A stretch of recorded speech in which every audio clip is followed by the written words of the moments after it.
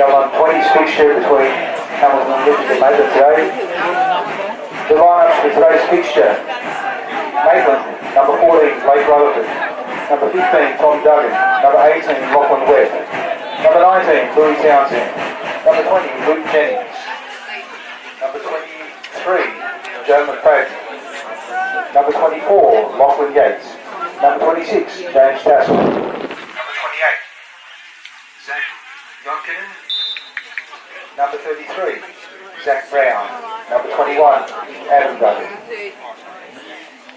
And on the bench, number 22, Oliver Mather, number 27, Carter Smith, number 25, Pat Carstens, and number 34, Dylan Abella. And for Hamilton Olympic, number 21, Jez Murray, number 24, Zach Bailey, number 25, Bailey Long, number 26, Elijah Harrison, number 27, Alex Green, number 28, Cole Diablos, number 30, Charlie Davis, number 32, Tim Stewart, number 33, Bodie Dreamer, number 20, Kane Treble, number 43, Kai Portia. And on the bench, number 23, Jared Muller, number 63, Jack Reed Jones, number 64, Vince Ernie, and number 41, Lachlan Terry. Good luck to both teams.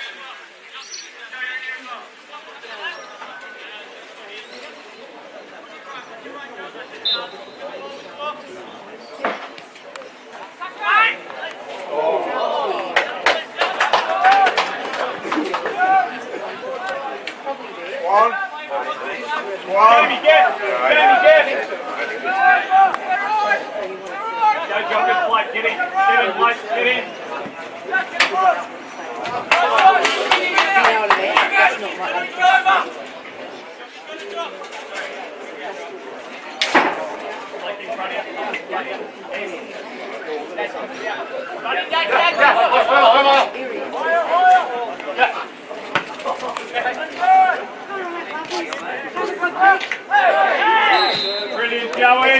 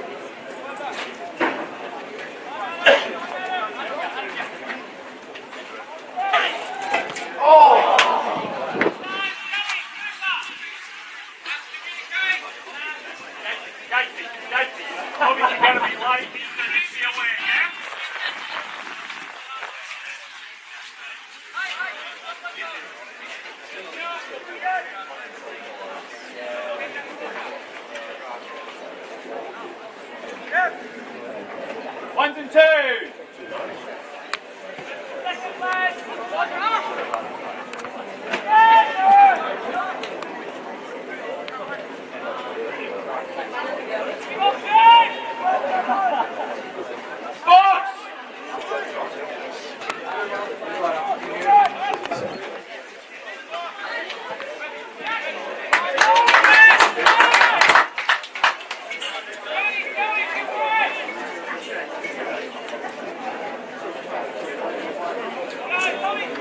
Tommy, work!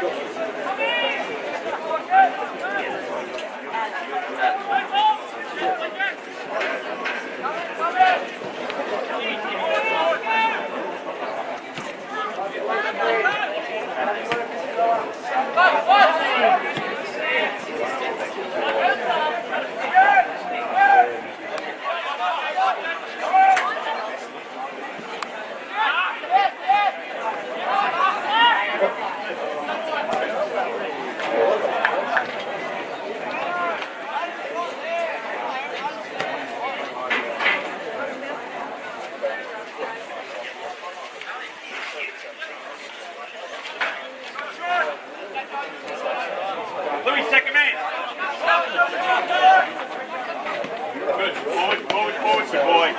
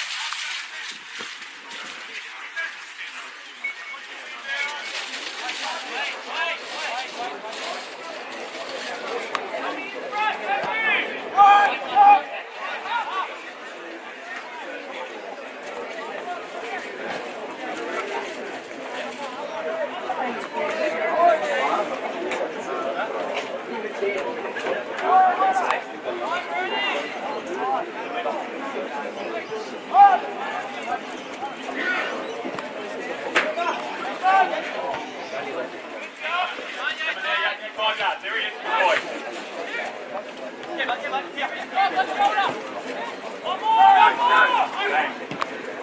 Like it, Louis! Good job. Name on the pass. What? Not too many.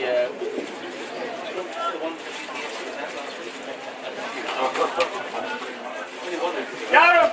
Go!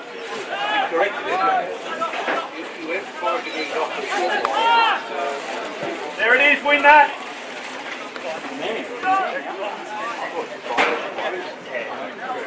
Well done, lads.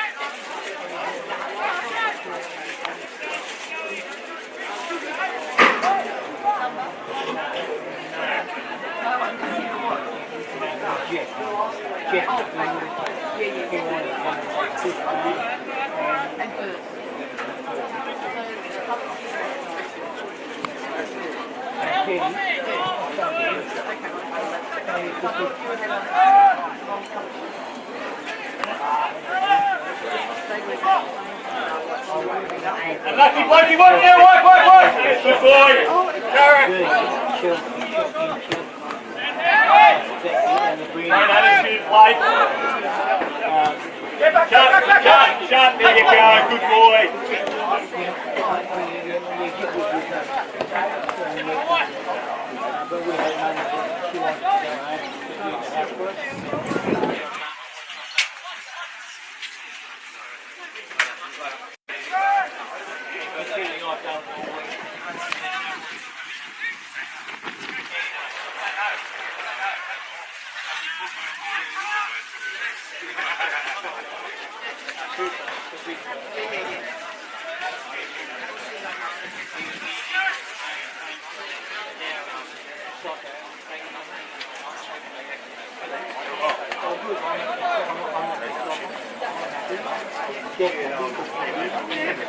Second nine, go on.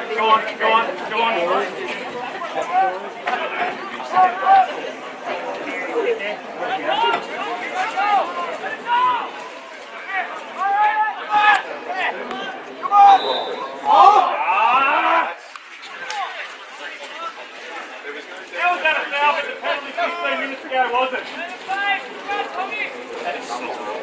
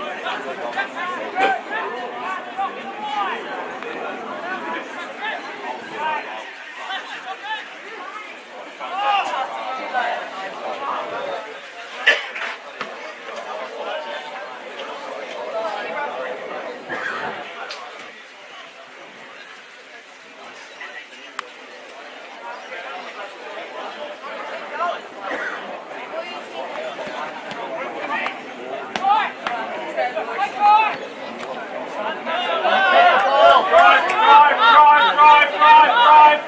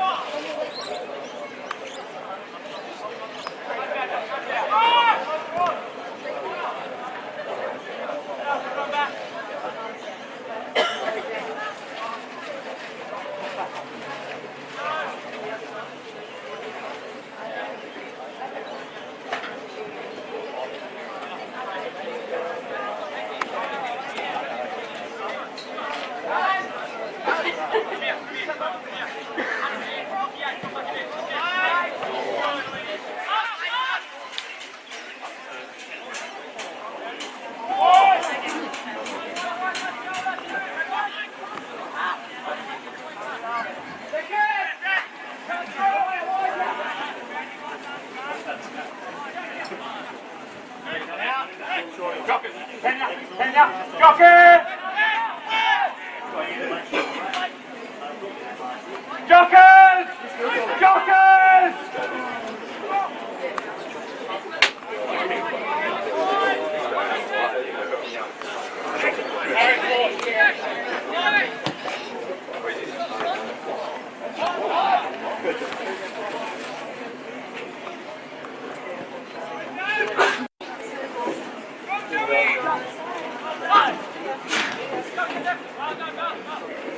So Jessica finds her way back.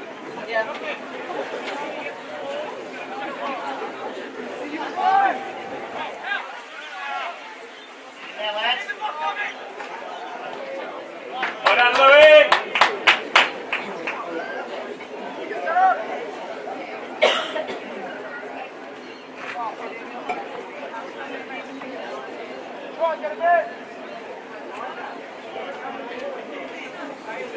Brownie, you go there. Casey in the middle, Joey out here. You're the chaser.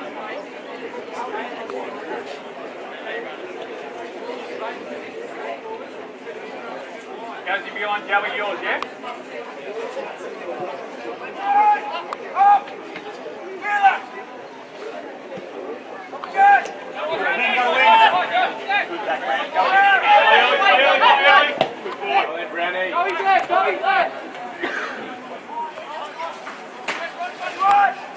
Forward, Brownie, forward. Jockers, go.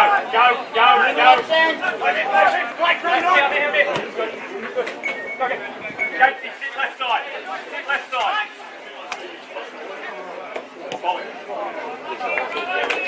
Good ball movement, lads. Good.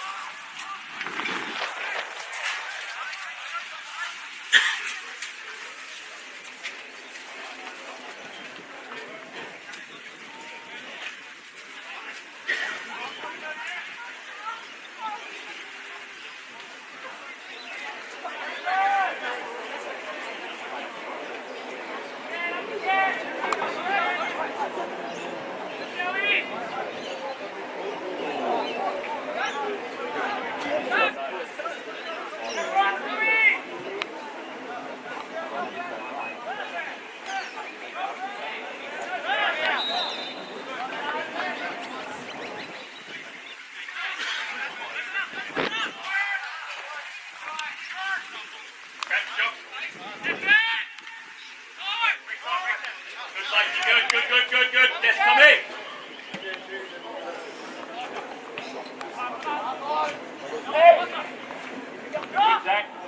Good job, it's brilliant, son. Hey!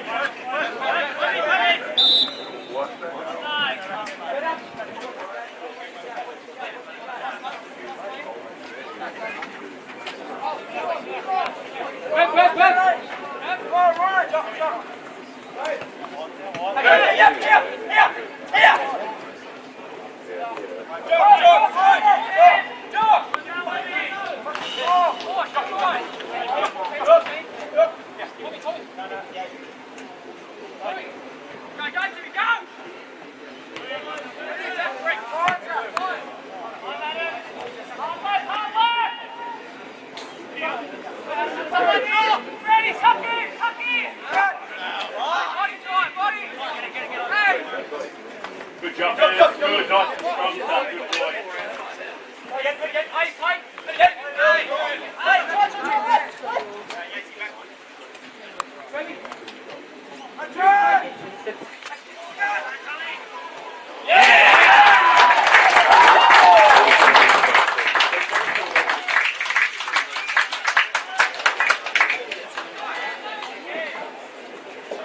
And that's a goal to Maitland, scored by number 14, Blake Rutherford. That makes the score Hamilton Olympic 0, Maitland 1.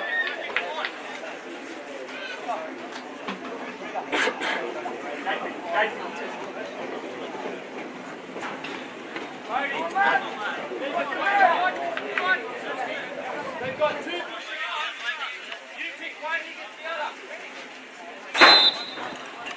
Webby, Louis, forward, work, work, work!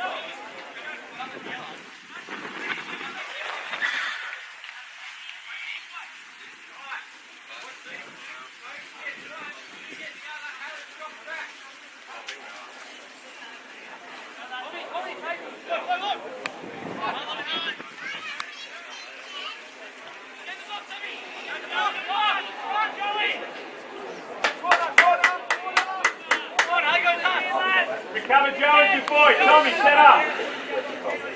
Set.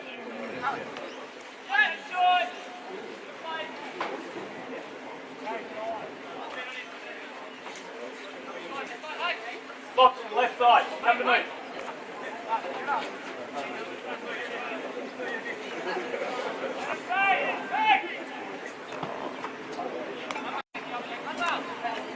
Yeah, yeah,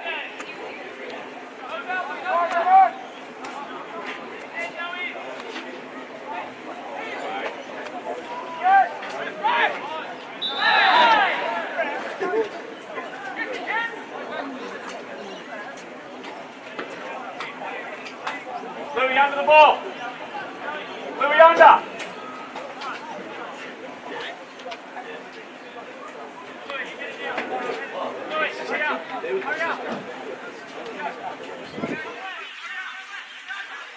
Be aware, jockers, be aware.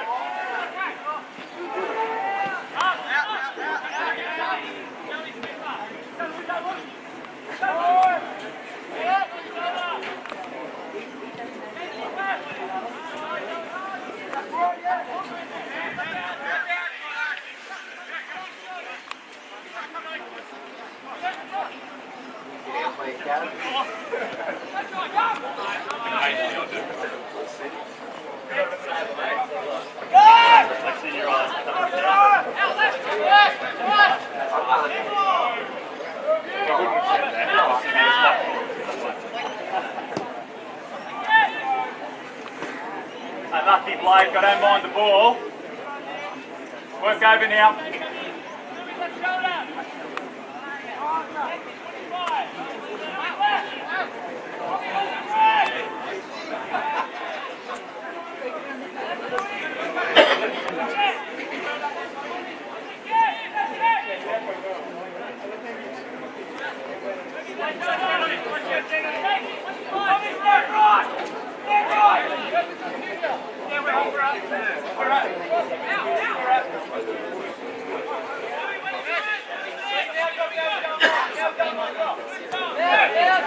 Good.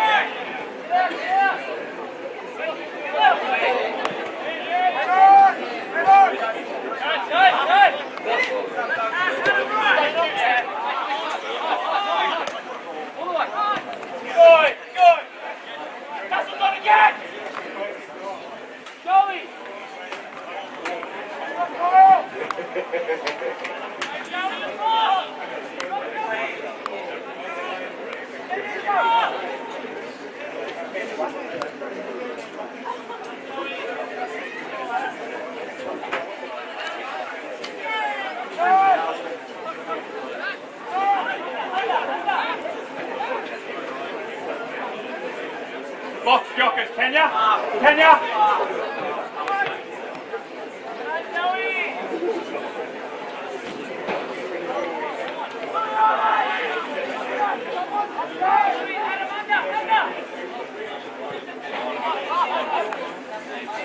Early Adam, early Adam, early Adam, early!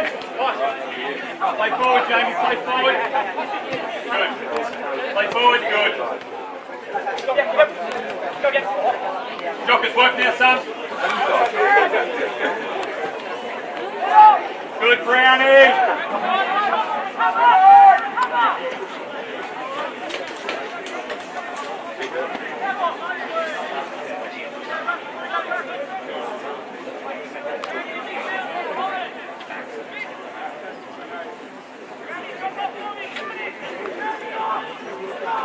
Blake, just get 32 for me, please. Send Webby in the box. Webby, get in the box!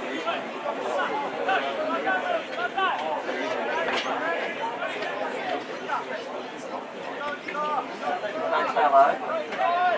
It's far away.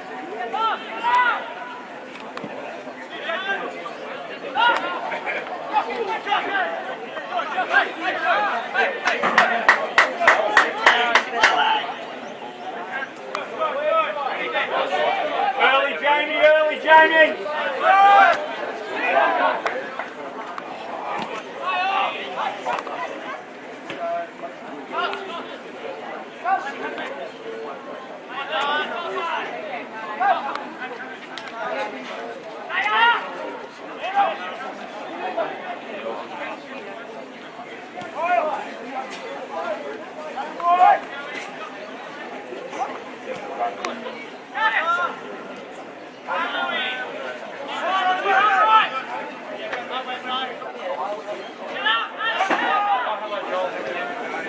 What's my bag?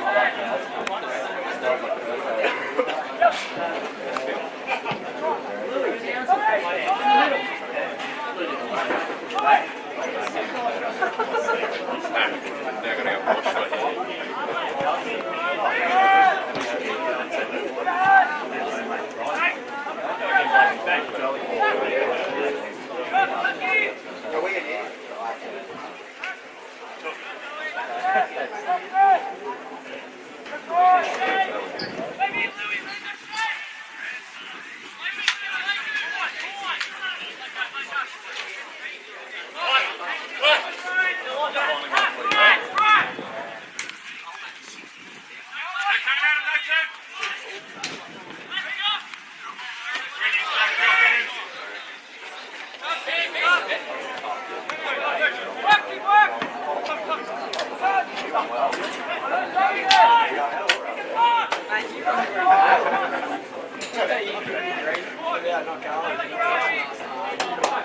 Alright, come on, set again!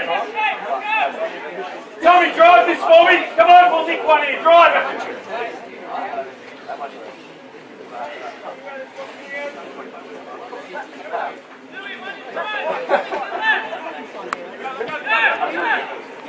Tommy, get across! Tommy, get across!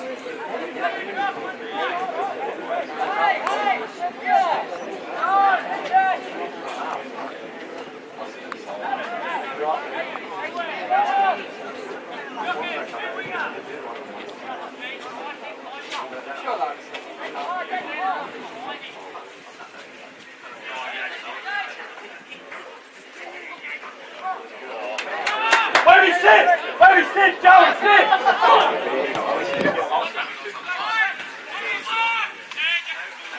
Good job, man. Play early, son. Face forward if you can. Mikey moves. Mikey moves. Strong, strong, strong. Good play, brother. Third.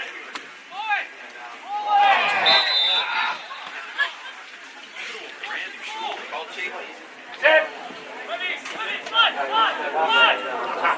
Go.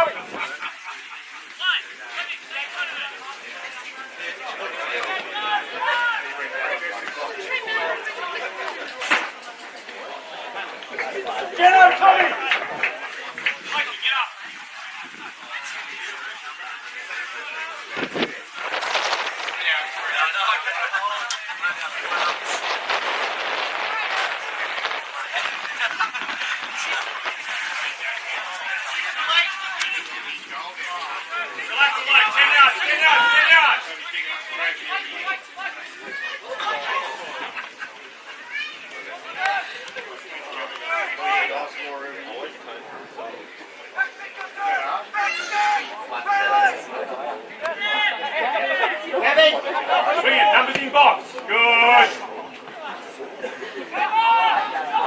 stay out.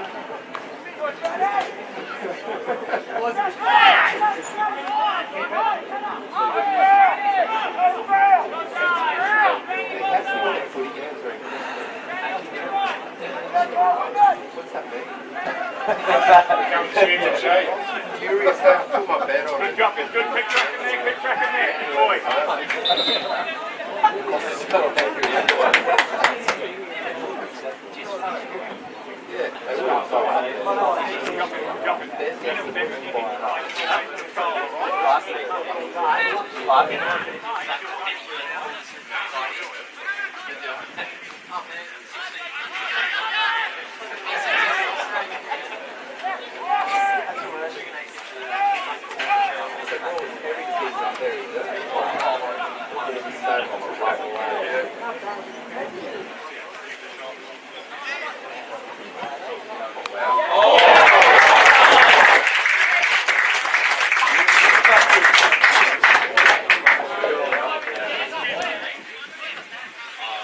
Another goal for Hamilton Olympic, scored by number 32, Tim Stewart. Making the score, Hamilton Olympic 1, Maitland 1.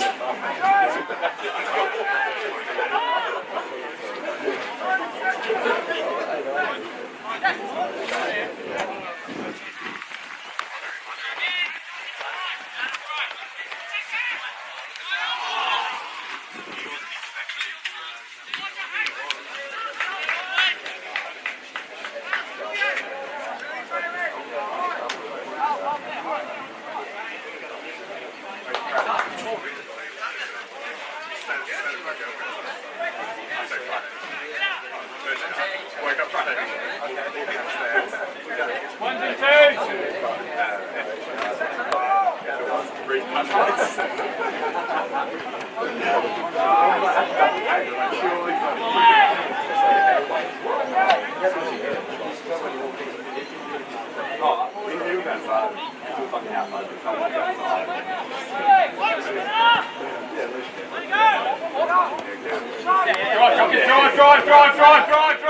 by line, look it.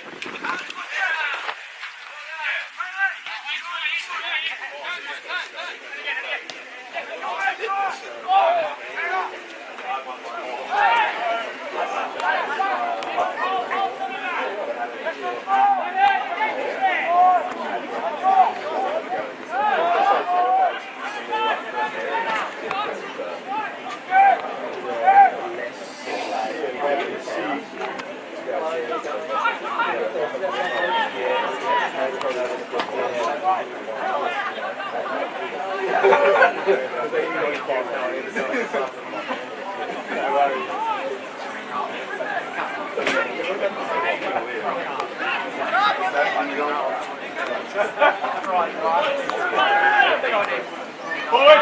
Go, Tommy. Go, Tommy. Go, Tommy. Go, Tommy.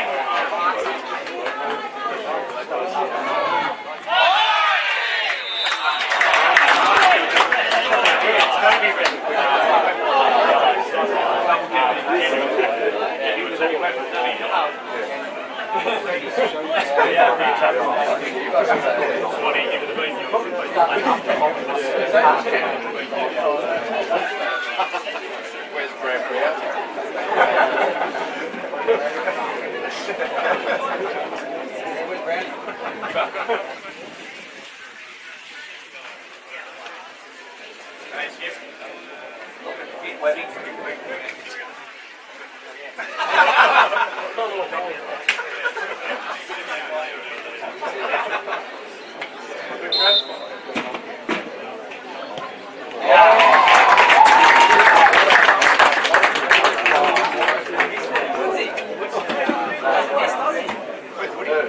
And that's a goal to Maitland. Via penalty, scored by number 21, Alex Brothers. The score, Hamilton Olympic 1, Maitland 2.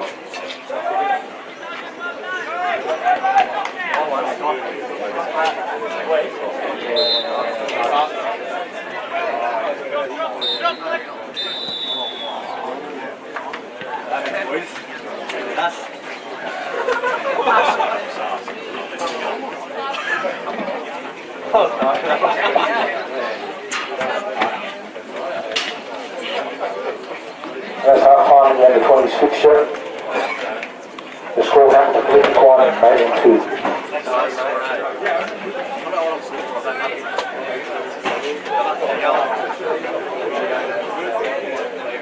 We trust you're enjoying today's game at Darling Street, the home of Northern New South Wales club champion Hamilton Olympic.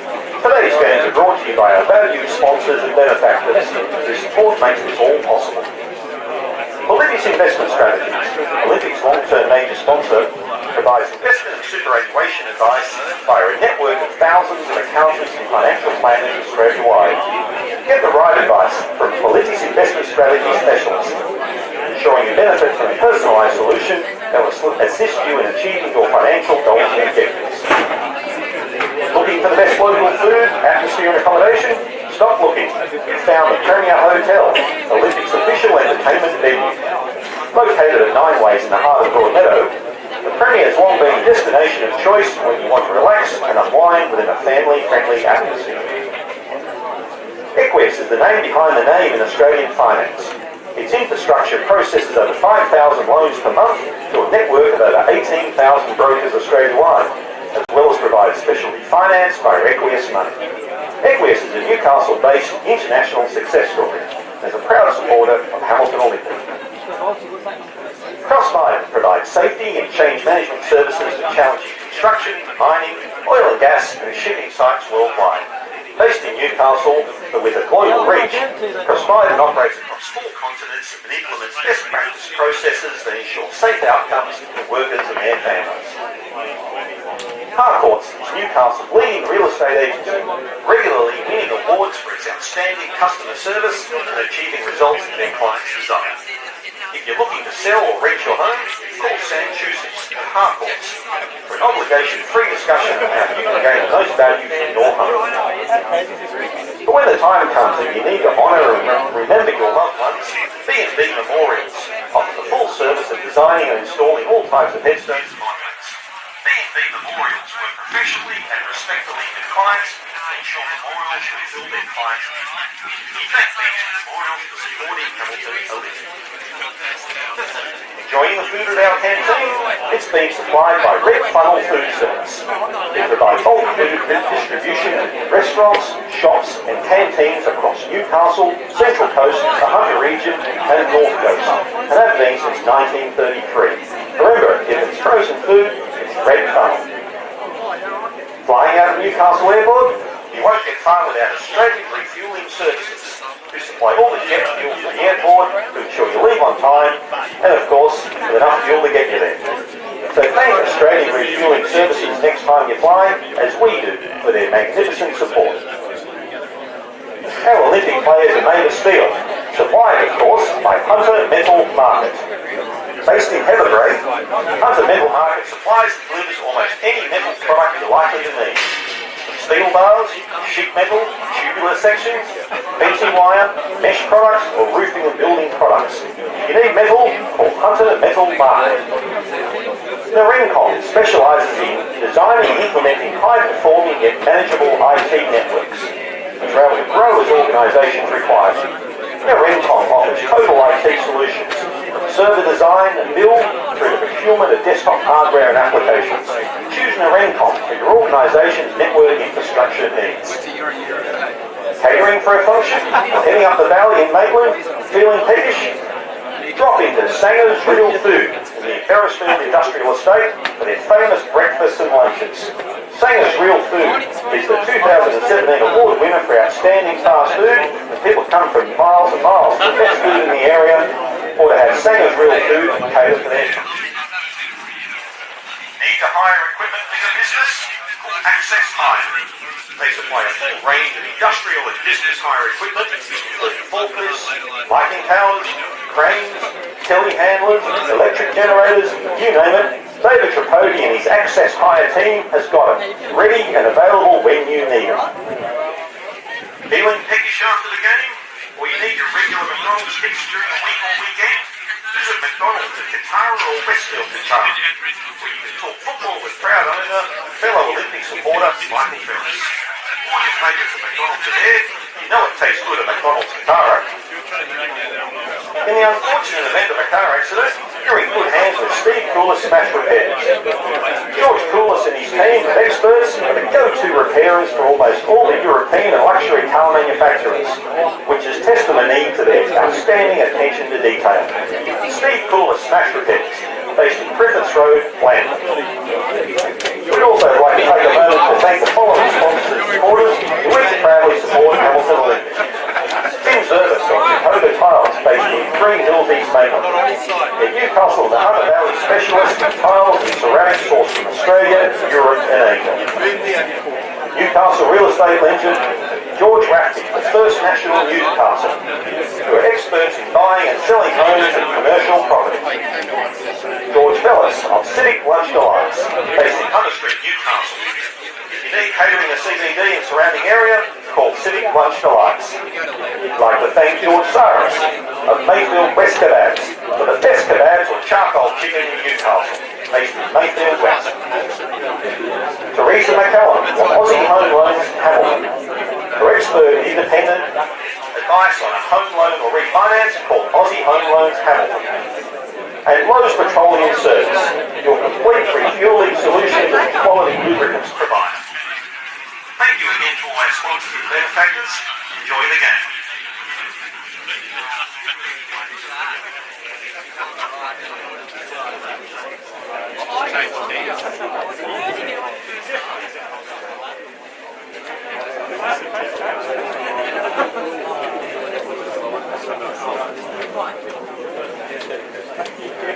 I'll take some of the money.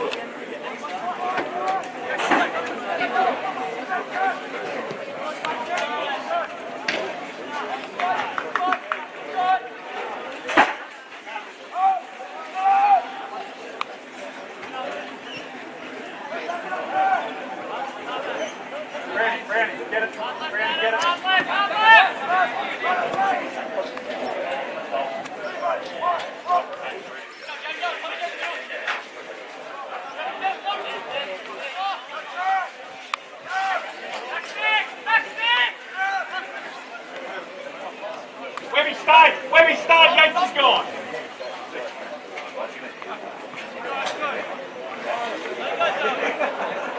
Is it that much?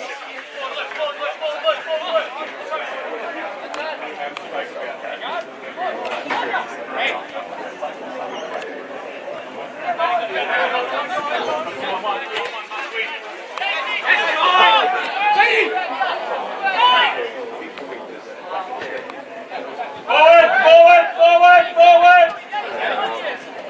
Good going. Draw. You're away. Have a look. Go. Try.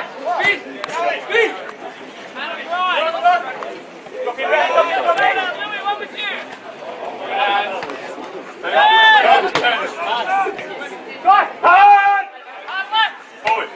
Forward.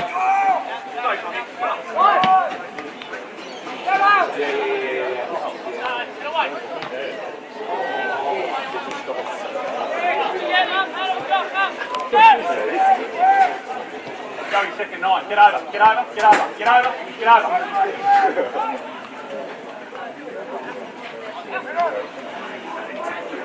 Bring it back,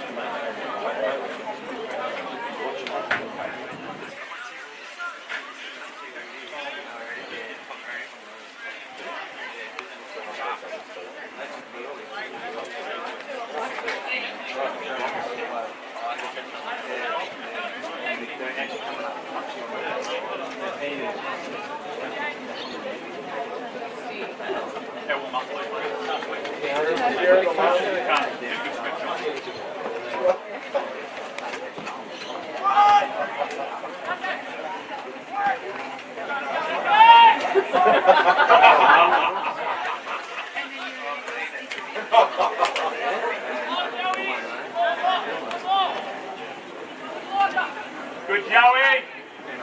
Good boy.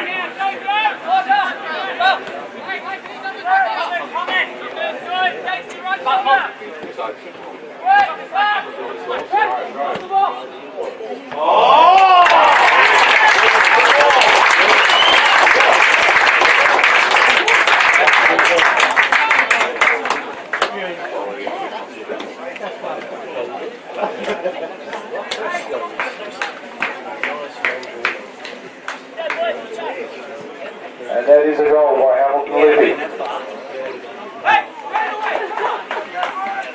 Scored by number 26, Elijah Harrison, making the score. Hamilton Levy 2, Maitland 2.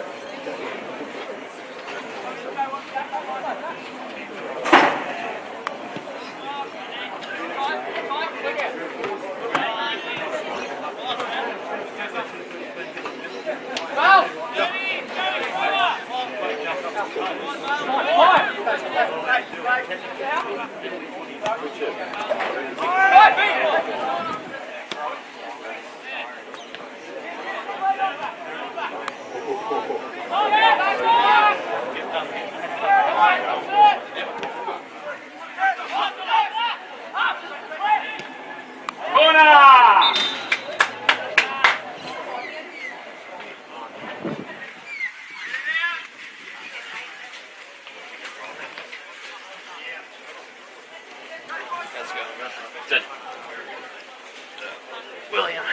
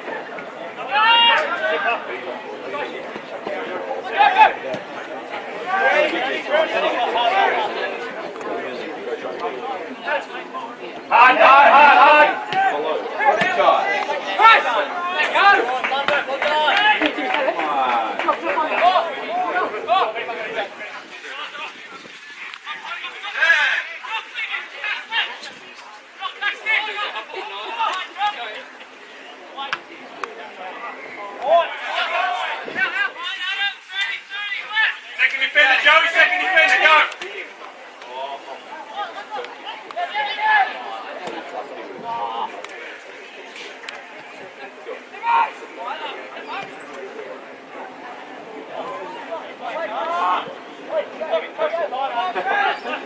Tommy, move! Tommy, move!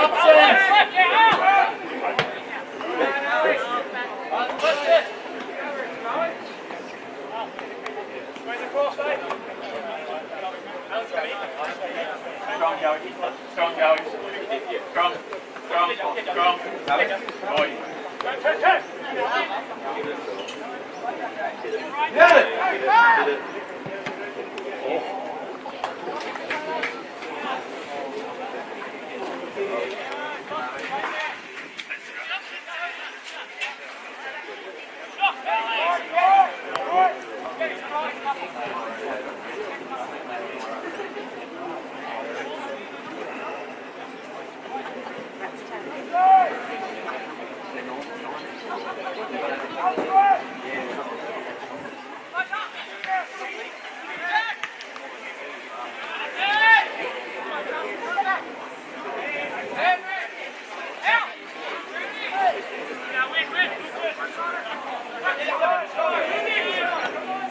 Good, Joey.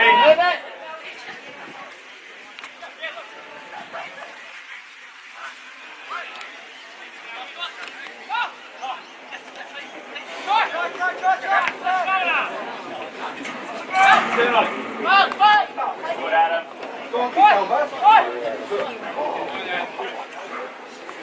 Good, Yatesy.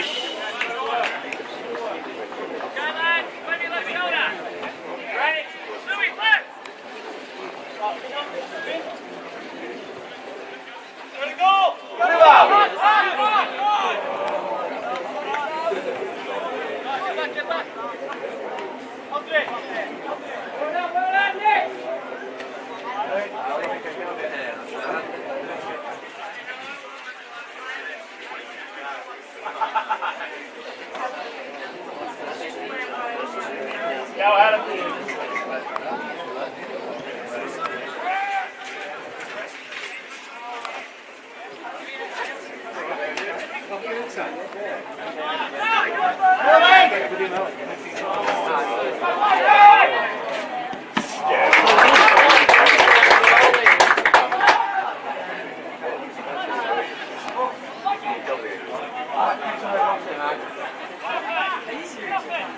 Joey, go!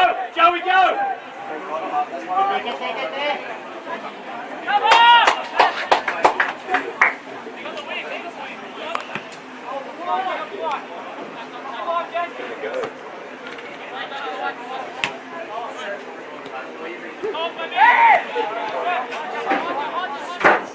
Can we get Tommy?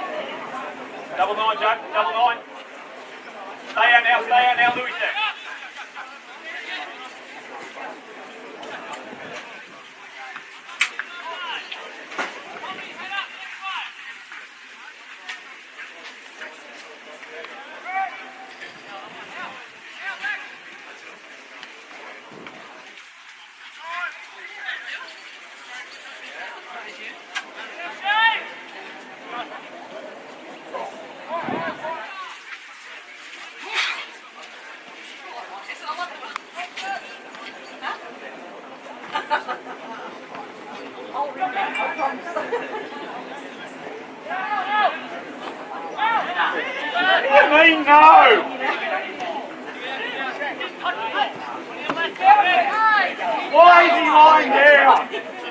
Up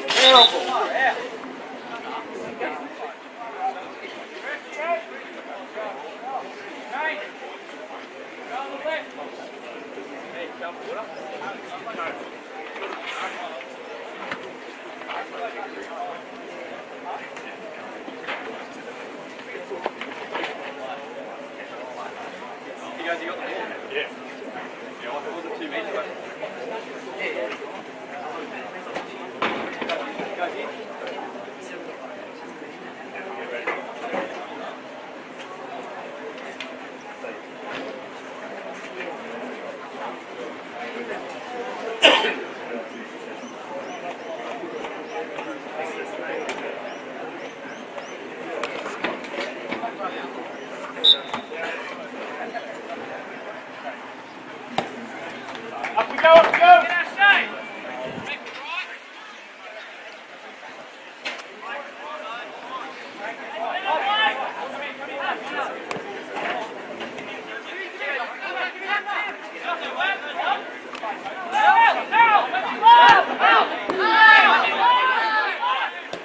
Nice and tight, love that stuff.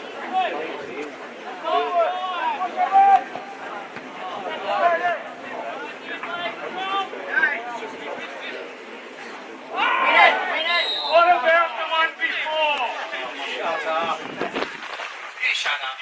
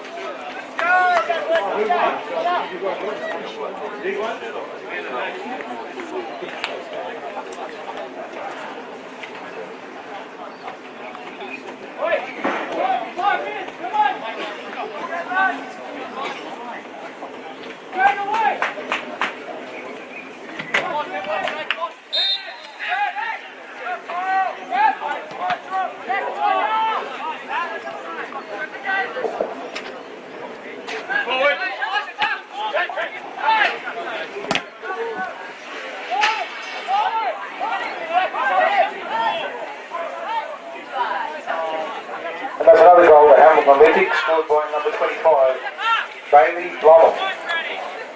Making the score, Hamilton Olympic 3, Maitland 2.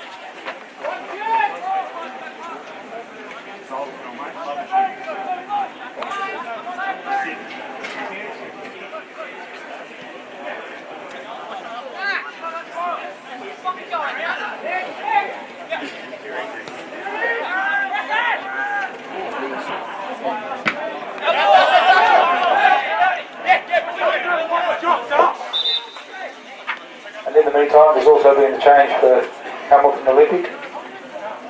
Number 30, Chai Davis, has left the field to be replaced by number 64, u20s.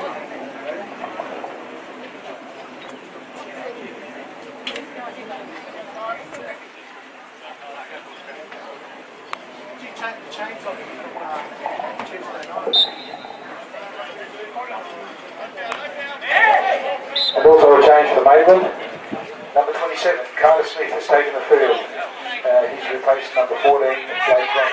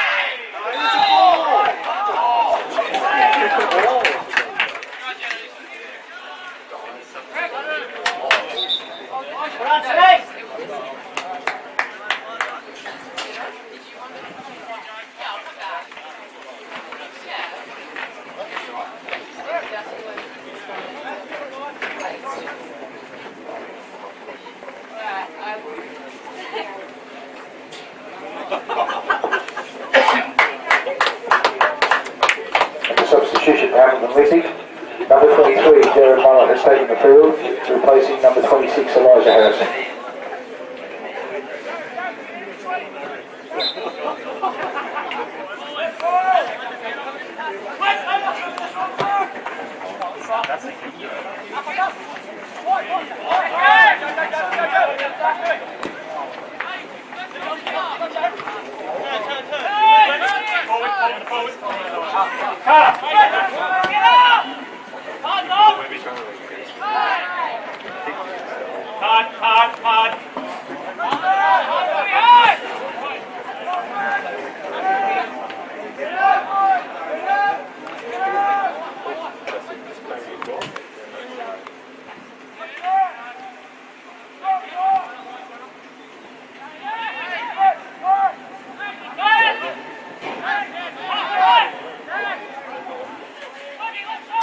Behind Brownie. First touch, first touch, first touch. Hey! Brownie, play. Go forward, forward, forward. How to get in!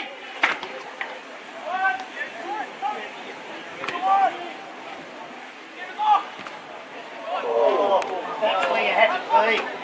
Jesus. Go, Joey.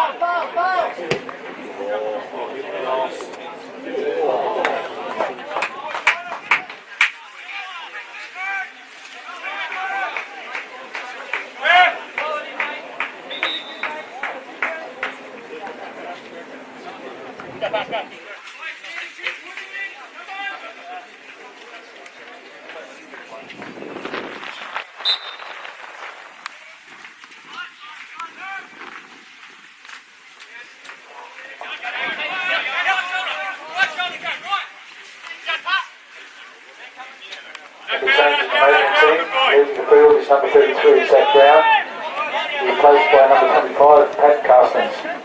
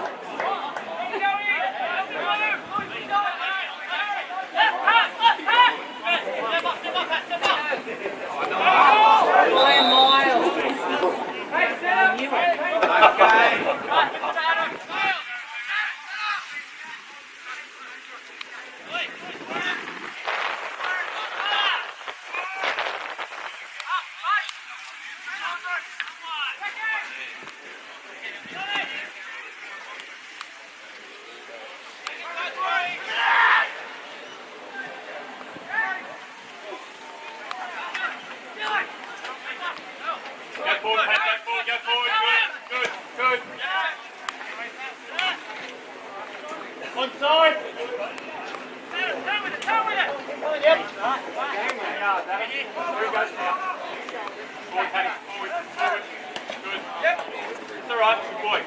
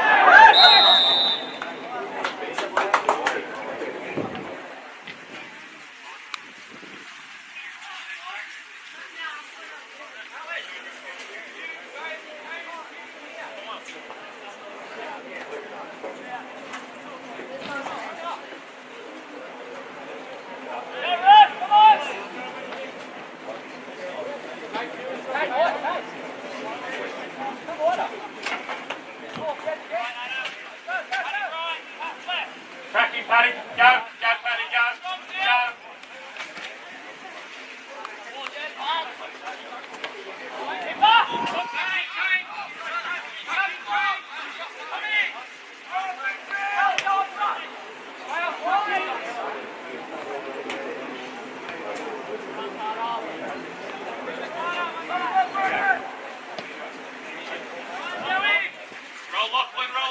Roll Lachlan, good boy.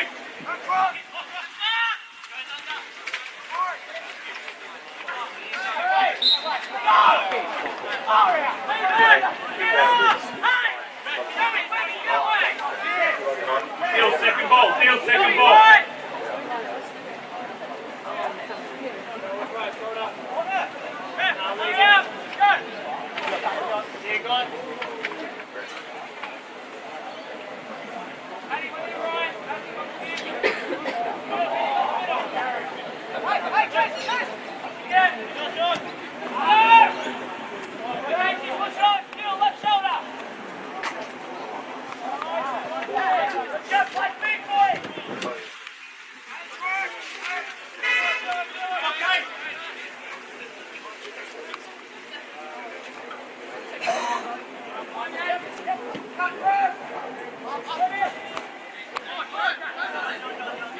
Play early, good boy. Tony's on.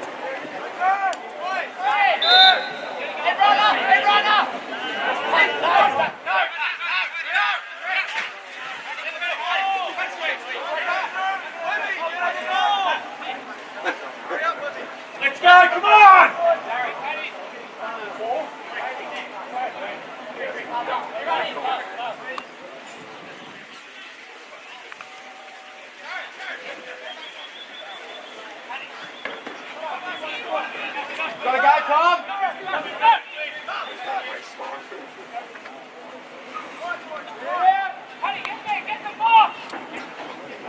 Go, Tom!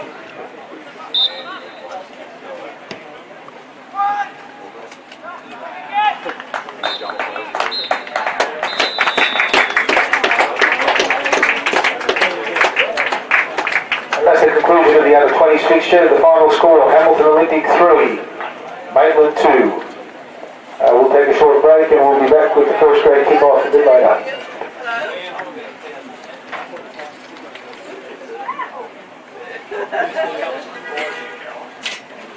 We trust you're enjoying today's game at Darling Street, the home of Northern New South Wales club champions, Hamilton Olympic. Today's games are brought to you by our valued sponsors and benefactors, whose support makes this all possible. Olympics Investment Strategies, Olympics long-term major sponsor, provides investment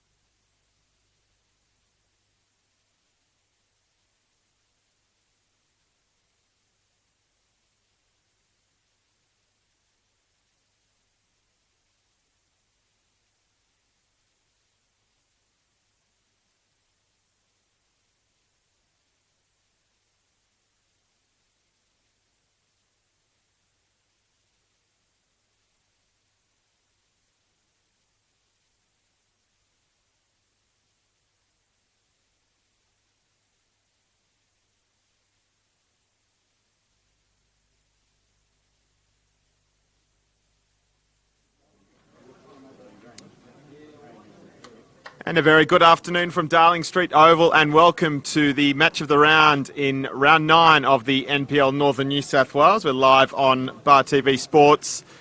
It's Hamilton Olympic hosting the Maitland Magpies this afternoon. Hamilton Olympic coming into this one in need of 3 points after a couple of losses on the bounce on Anzac Day and also the catch-up last weekend against Charlestown. For the Maitland Magpies, though, it's a bit of a different story. They've gone 5 games unbeaten now and could go into a share of the lead this afternoon if they do take 3 points from here.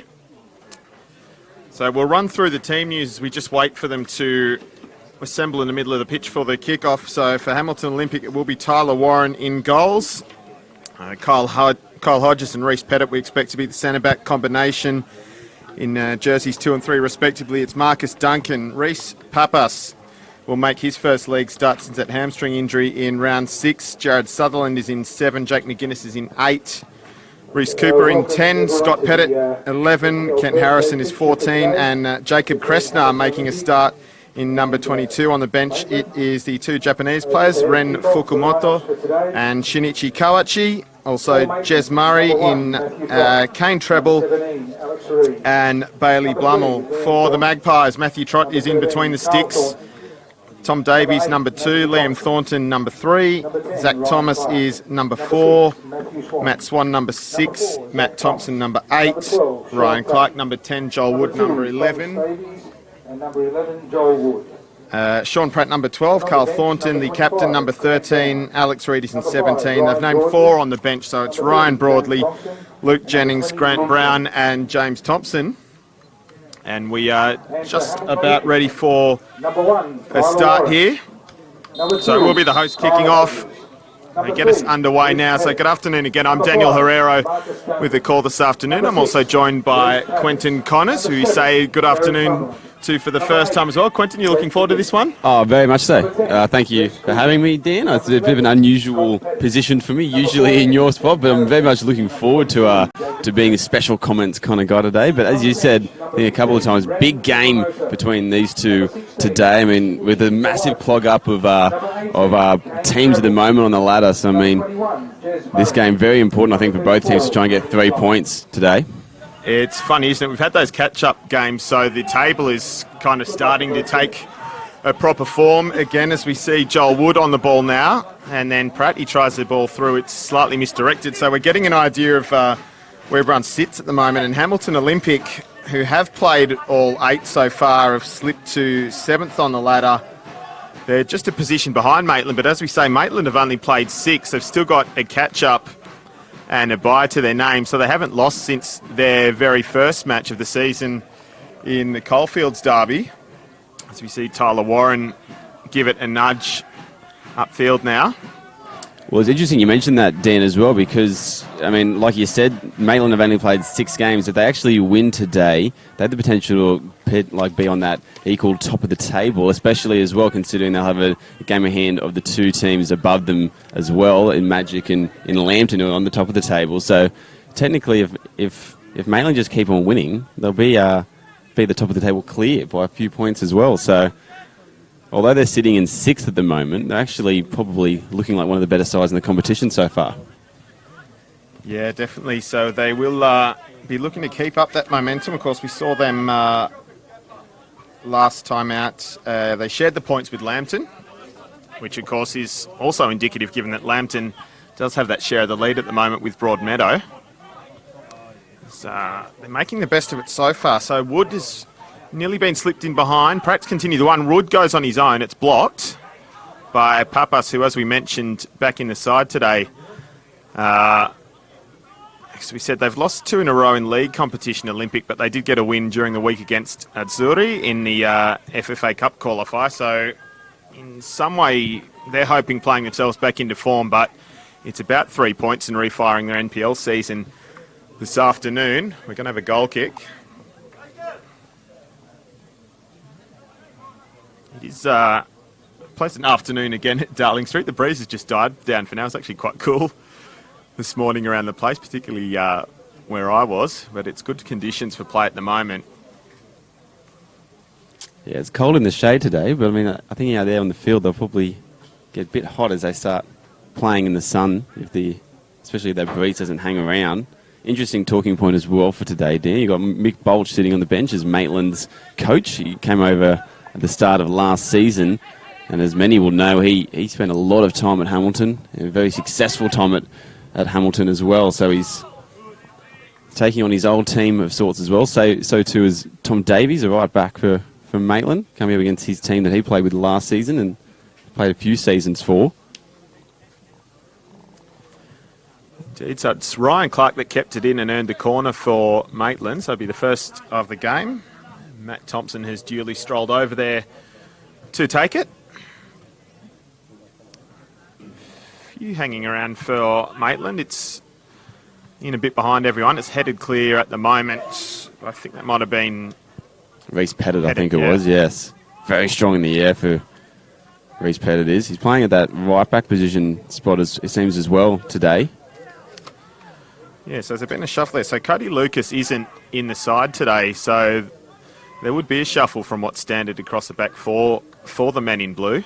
We'll just try and get an idea of how that's all working out as we go on. Looks like has Pappas even dropped into a centre-back role, maybe? Yes, he played there a lot last season. That was mainly his spot last year, but he's a usual midfielder. He grew up playing in midfield and came through the ranks as a midfielder, but played a bit of defender last year. Thought he was going to, I think, play most midfield this season, but we just saw Marcus Duncan. He's in the stands with us today, so maybe covering for him in that centre-back role.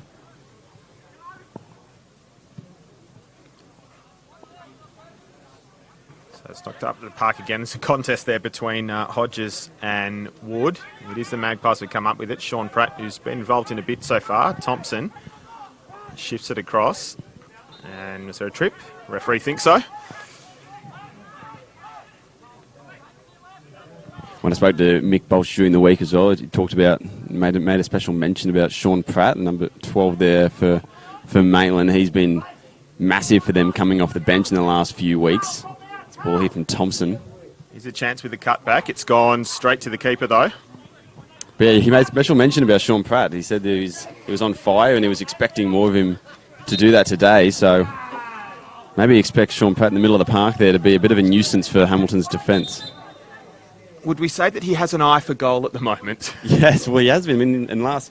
I think an eye for goal in the late minutes of the game as well. Last week we saw him against Lambton pick one out. I think it was the 86th minute to get the draw, and then only a couple of weeks before that when they took on Edgy, he was kind of the one that started the whole massive comeback that they had in the last, I think, 3 minutes or so to beat Edgeworth in the dying minutes. So he's definitely shown he can score goals and late on as well. So potentially he's going to maybe make another bit of an impact today. Indeed. So the Olympic are just trying to work it in the space at the moment. That's sold short though, so Maitland will have a chance to counter-attack with good bodies forward. It's Ryan Clark who's been sent a bit wide. Looks back now, but it'll be blue shirts that come up with it. They can't quite clear the lines yet. They're just trying to restore order now. It's moved over to Reece Pettit. As we said, we think is playing right back today. And now with Reece Cooper. And Pettit again. Great challenge there by Zach Thomas. He's been great to start this season at the back there for Maitland. Maitland, I think, statistically on goals per game, they're the best defensive side in the comp, and he's been massive for them since the beginning of the year. There is Scott Pettit trying to work the spaces. Not quite. So Maitland will have a chance to play out now. And they do well. In fact, they've been let out of there fairly easily. And a chance to counter. Again, Thompson is on a run. It does get to him. Matt Thompson. He's got an overlap with Pratt, who goes on his own, deflected. And it's just over the bar. I think he was looking for Matt Thompson there. Matt Thompson's, I think, maybe pulled up a bit short in the box. He was just on his haunches there for a second. Not sure if he's been kicked or something, but maybe something to look out for. But interesting you mentioned that as well. There was a lot of space in the midfield, and there has been to begin this game. It seems that both teams maybe not trying to clog up the space as much, just trying to play a bit more free-flowing and get him on the transition. So see if that trend continues over.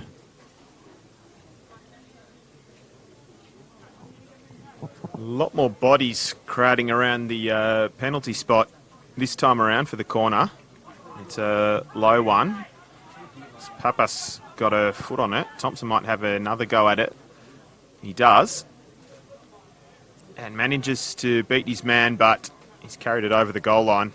Yeah, Thompson doesn't look good at the moment. Matt Thompson, he's hobbling around, I think. And you just saw in that corner kick as well. That's very uncharacteristic like from Matt Thompson to duff a corner like that.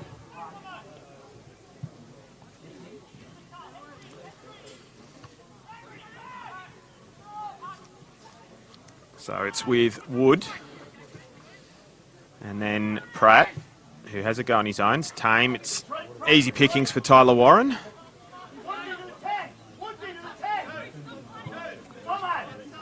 Now out to Pettit and Papas. And a nice switch of play. Over to that far side. He's found, I think, is it Sutherland? Yeah, Jad Sutherland, one of the most promising players, I'd say, coming through the ranks at the moment of the NPL. And Coach Pete McGuinness has massive raps on him as well. Thinks he's going to be a star of the future. So I'm already liking that switch ball from Papas. That cross is a little wayward. Drops off the roof of the netting.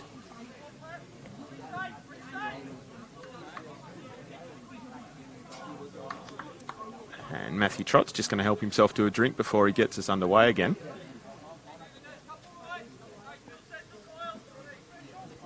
It's an interesting formation that it seems Hamilton are playing. They usually, we see the four at the back, the two holding mids, and they play with an attacking mid just in behind a striker with the two out wide. But today it seems that you got Jake McGuinness and Reece Cooper in behind as a nice ball comes in behind. Yeah, so they've got in here again. It's just blazed over. It seems Pete McGuinness on the sideline, maybe barking some orders. As I said, I think this formation may be something that a bit new that they're trying, because they've got Reece Cooper coming in back to replace Pappas in that role, and Scott Pettit sitting rather deep, rather than his usual striker position. So maybe they're playing a bit of an unfamiliar kind of formation today. That's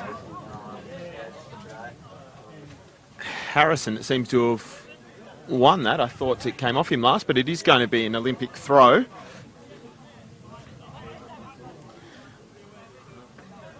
Which Scott Pettit will take.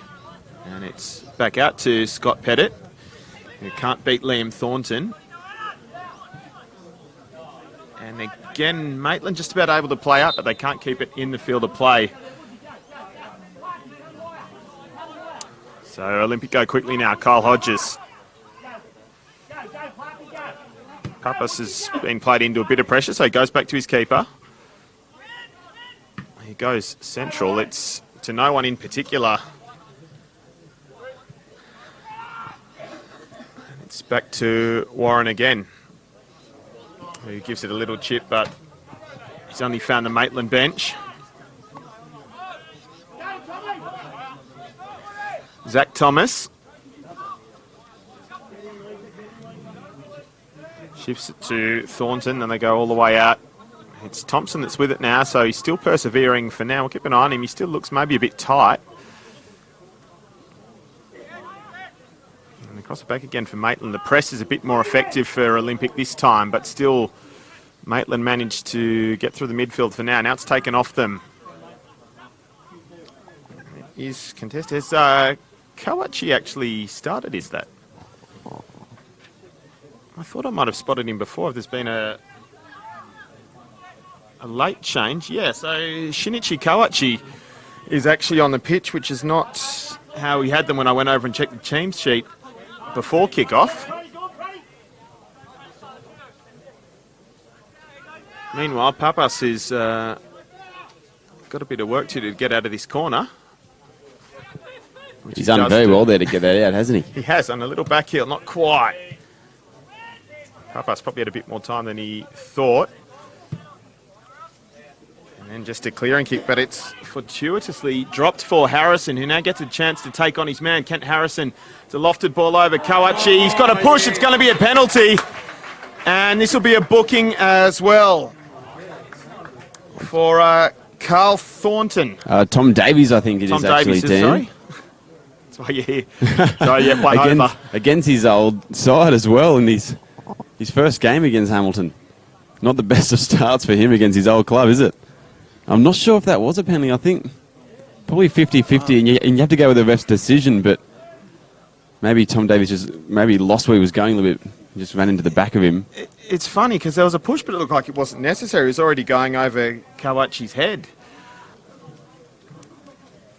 Nonetheless, I think it'll be the new man, Kent Harrison. Only signed like last week, I think, so... Can he get his first for Olympic? Kent Harrison sure can. Sends the keeper the wrong way, and Olympic go up 1-0 just before the quarter hour mark. And Kent Harrison, his first goal for his new club. Well, like you said, Dan, there wasn't really much going on. I mean, that if it was a foul, it was a bit far away from us to see if it truly was, but it wasn't really necessary. There wasn't really a goal-scoring opportunity. It was going over the head of Kawachi. So Maitland will feel a little bit hard done by with it that they've given that away so cheaply. Good start for Hamilton, though, here. So now we see, can Maitland come back again? Got plenty of time to do it. Still, of course, a good 75 minutes of game time. There's no time to panic yet, and they have had most of the play so far. So it is against the run of play.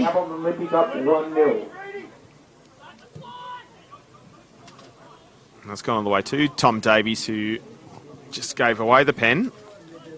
He's found Matt Thompson in an advanced area, but he can't keep it in. And he's still hobbling around over there, Matt Thompson. He doesn't seem to be at his 100% best. He's taken a long time to get back as well, and Hamilton looking to play up in the back. He's not really playing in that position where you can hide, is he? That sort of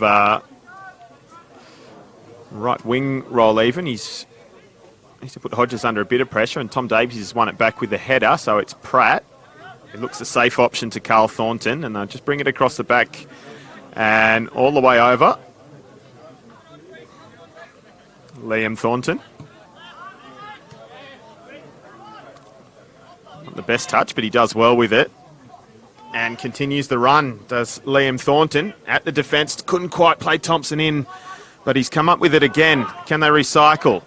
No, Cooper nips in and wins it back for the hosts. That was a really nice play down here on the short side here between some nice quick passes between, I think it was Ryan Clark and Liam Thornton. Davies keeps it in. Can't keep his feet though. Hodges. And McGuinness helps it along to Pettit. Looking forward now is Olympic.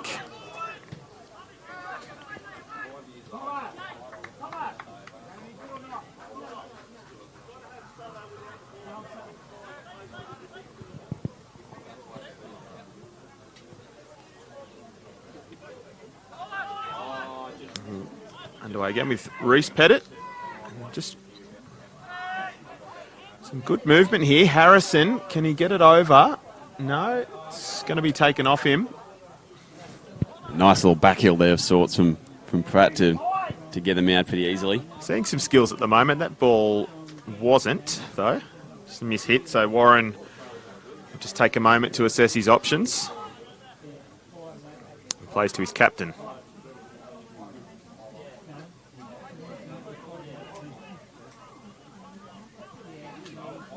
Sutherland. He will bring it into the area. Jared Sutherland. He lays it off. Scott Pettit. And it's cut out by Pratt. Sutherland has gone all the way over now. He gets the ball in. Maitland will be able to get out of it now.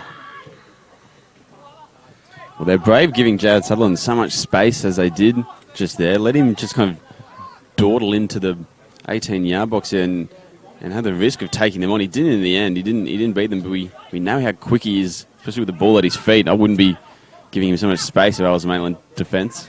A couple of nice turns from Matt Thompson, and Maitland turned defence into attack. Thompson again. Not a third time. Scott Pettit. Reese Pettit.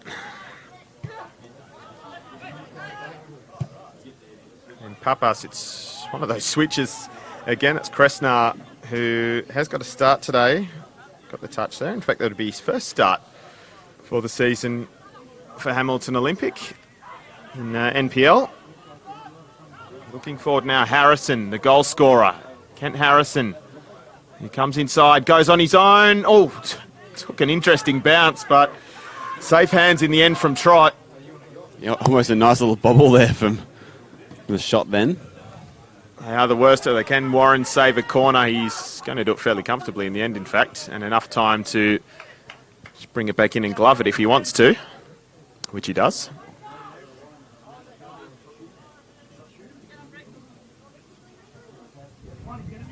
Both teams seem to be struggling to find that final pass of sorts, or final few passes to get into dangerous areas. They're hanging around there, and another almost chance from Harrison, but they're getting around that area and they're looking like they're going to get in behind the defence of each other, but they're just that last kind of pass or last two passes to get an open opportunity aren't really working at the moment for either side. So Ryan Clark is offside and he leaves that alone. Interesting to note as well, Dan, that if this, I guess, stays the same, Hamilton 1-0, but if they win today, first time that they've actually beaten Maitland here at Darling Street since 2001.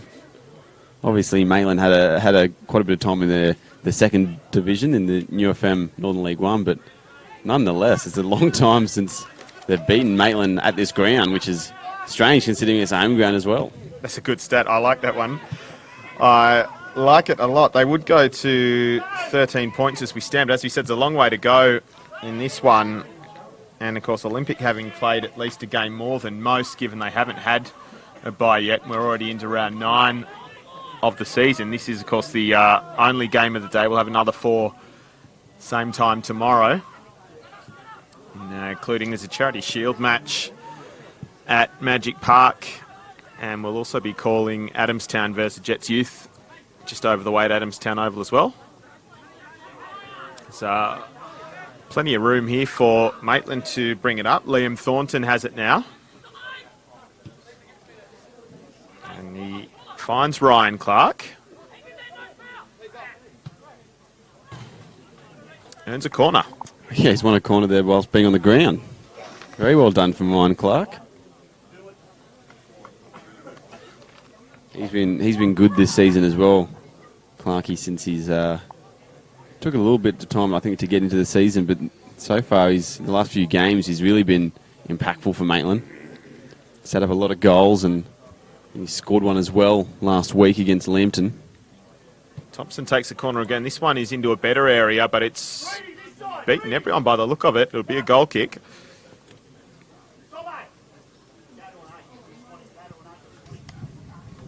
This is the match of the round in round 9 of NPL Northern New South Wales on Bar TV Sports. I'm Daniel Herrero, joined by Quentin Connors this afternoon at Darling Street. And if you have just come in, it was Kent Harrison from the spot who has the only goal of the game so far in the 14th minute. What are we now? About 8 minutes after the fact. Been not a bad game so far, and Olympic just starting to work their way into it. The goal was somewhat against the run of play. So, seemingly plenty of blue shirts in the middle of the park where the ball's contested at the moment. It's Kyle Hodges now. Yeah, it's almost like it's kind of a 2.5 at the back for Hamilton Olympic at the moment, isn't it? Yeah, they're pushing their fullbacks on quite high, trying to get them to be part of the attack, but we saw Marcus Duncan, he's really thrived in that position for them so far this season, but maybe trying to get Reece Pettit to do the same. It hasn't really had the same effect that Duncan has been having when he's back there. It's Thornton who goes aerial. Not quite. So it's Jake McGuinness. And McGuinness finds Sutherland in some space on that far side. Sutherland again tries to drop the shoulder, but couldn't beat a couple. He does try and manages to help win it back for Olympic, though. And they'll start again. Papas.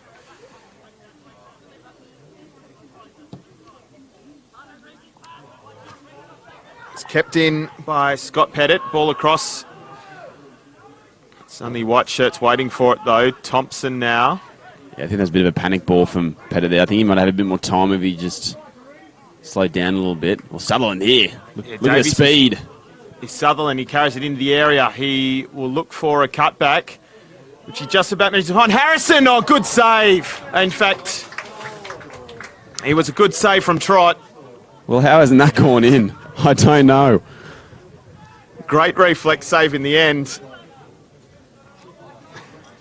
That seemed for all money that Harrison was going to pick up a second there, but... So it was Harrison? Sorry, I hesitated. I started doubting myself. I thought I couldn't believe work out it if I was. saw 14 or 16. I saw two dark-haired players in close proximity. We'll go with Harrison for now. We can't see a replay at the moment anyway if they are showing one. But nonetheless, I think you have to put that down as a missed chance for Hamilton. And really, we've seen probably Maitland dominate possession. That would have been huge for them to be 2-0 up. A good ball there from Thornton. There's a go on his own. It's not far over the bar. Ryan Clark, who has a couple of goals in the campaign already.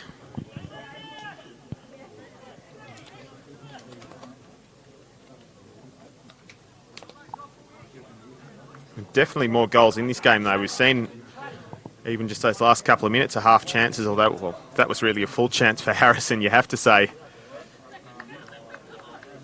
Matthew Trott doing really well to get down and stop that one.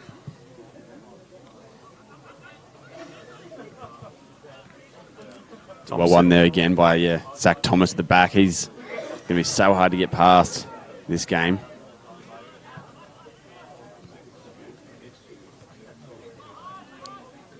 Sutherland, it's taken off him, sliding challenge. It's going to be a free kick, though. Well, I believe you mentioned, Dan, about the formation that I thought Hamilton were playing, that I thought it was a bit unusual for them. And one of those players that's kind of been pulled back a bit now is Reece Cooper, where we know how good he is going forward with the ball at his feet. And the fact that he's sitting a bit deeper, I don't think he's going to be allowed to go as high as he might like usually. So I'm not sure if that's the best choice from Pete McGuinness, but I guess we'll have to wait and see what kind of impact Reece might have on the game. So we established before it's Marcus Duncan. It's not on, is he? So that was the name that was on the team sheet that has not ended up starting, and that's why Kawachi is on. Potentially maybe a late scratching there. Well, and that's Duncan. not. Yeah, and that's Duncan for Kawachi's not quite like for like as well. So that's why there's been a bit of a shuffle too. Well, no Duncan and no Lucas either. I think that's those two offer so much playing as a fullbacks. Definitely Liam Thornton, chance to put it in there. It's not a bad ball. It'll be a relieving free. In fact, this will be a booking for dissent. So some frustration shown there by Sean Pratt. Yeah, a bit silly there from Sean Pratt. Probably we know he likes to. Well, I guess he's a hard challenger. He likes to get into the nitty-gritty of the game, and that's why he's such a good midfielder. Probably Mick Bolch won't want him to be on the card, though, as this game goes on. He wants him to keep making those hard challenges, but maybe he can't now that he's on a card.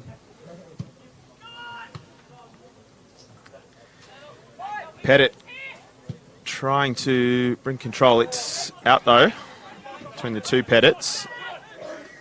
So another chance for Maitland to build something.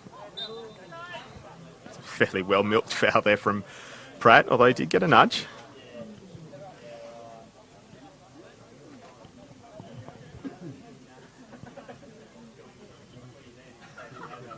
I do like that bit of gamesmanship, just making sure. All the dark arts. Matt Thompson to take the free kick. He dinks it in. It's headed well clear, and Harrison will go after it. Needs some support. And it's a switch of play to pick up Kawachi in some space. Can't quite bring it down. He's taken it a bit wide.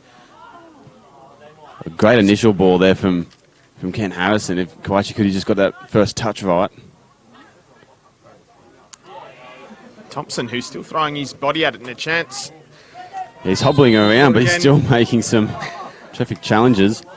Reed was offside. Stephen Lowy there, the ref actually calling that offside before the linesman. I'm not sure if the linesman had said something in his ear, but nonetheless, if he hasn't, that's a brilliant call from Stephen Lowy.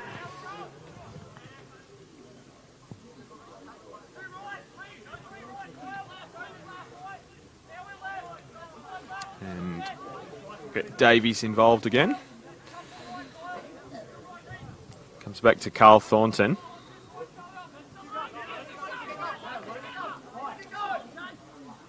And then Thomas, who spots the run from Liam Thornton.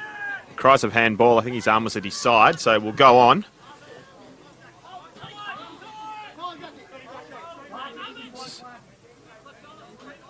Thomas again.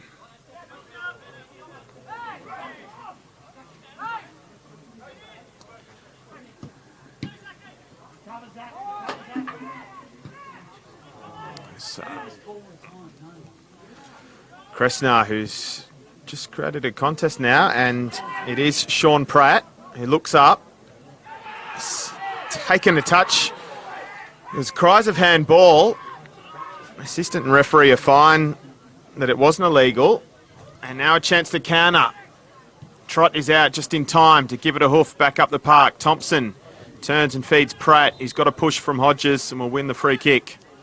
Yeah, not sure if that was a handball there in the box. It was a bit hard to see. I think there was a few players in the box to be able to see that clearly for Stephen Lowy as well as us. Not sure if that was a penalty, but the Maitland player seemed pretty adamant that it was. Yeah, I think I'm happy to go with the assistant on that one. He probably had the best view of anyone, certainly anyone impartial. Carl Thornton. And Thomas. And it's made its way through to Liam Thornton. Good touch and can bring it in the area, but then a heavy touch and undoes his good work. And it's Scott Pettit. He looks to send Harrison on a run. It's going to be a foot race. And it's going to get knocked out for a corner, I fancy, yes. Yep, corner kick to come. Thomas in the nick of time. What a brilliant ball that was from, I think it was Zach Thomas over the top, and even better touch by Liam Thornton. And then it's almost like he surprised himself with the touch, had made so much space for himself to maybe make a goal scoring opportunity, but instead just kind of fumbled over the top of it. We're mentioning the players out for Hamilton as well. No Marcus Duncan or Cody Lucas. Jed Horner is also sitting on the sideline. Oh, God, no. Reece Nice. Cooper, wow. Yeah. Nice work. It was quite an inventive effort, not too far away. I'm not sure if he could have brought that one down to have a better shot, but... Well, yeah, he probably had a bit more time than he realised in the end, but a nice effort first time. Unfortunately, no reward, and having played in behind, it's a dangerous one across the face as they try to clear it. That's an interesting header on, but Kawachi is going to swoop here. Shinichi Kawachi will go to goal. Thomas is back though and does well. Good pressure, and Maitland survived that moment. I've been singing his praises to begin this game. Zach Thomas at the back and had the season he's had so far this year, and I think it just shows again there. I mean, he initially gets beaten by Kawachi with his speed, but Thomas as well, just so quick, and is able to track him back, put that pressure on, makes Kawachi make the mistake in the end. There's a mistake there for Maitland also. Yeah, so Scott Pettit has intercepted. He's got numbers to his left, which he does fine. Kent Harrison goes on his own, but Thornton's in the nick of time with the block. Sutherland to try and recycle for Olympic. McGuinness. Harrison. McGuinness gets it back. Has a look. Sutherland goes on his own. Trickles through to the keeper. The game may be starting to open up a little bit now as we kind of hit probably the midway point of the first half. It was a bit cagey to begin with, both trying to fill each other out and whatnot, but it seems that now that we're starting to see a few more goal-scoring opportunities, there's a bit more space. Both teams in the swing of things. Yeah. Is that Alex Reid? I just saw then clutching at a hamstring maybe just as he pulled up on that run. Just a couple of moments ago. Mick Bolch, are we hoping not? I'll have to keep an eye on him. Trott has, just as he stayed in the area, be the assistant's call. Assistant saying no. It's managed to, it's only just. He was very close. Of course, the ball on the line is still in the penalty area. So I reckon that's how he's got away with it, because of the How does that read in the laws? I think the lines belong to the area of which they are a boundary, I think is roughly the wording. So ball on the line is in the area. We go on now. Pratt, nice interplay with Thompson. And they look forward now. Reed, Alex Reed. Nice first touch. Too tight for the cutback though. Not happy about it either. He's on his mistake.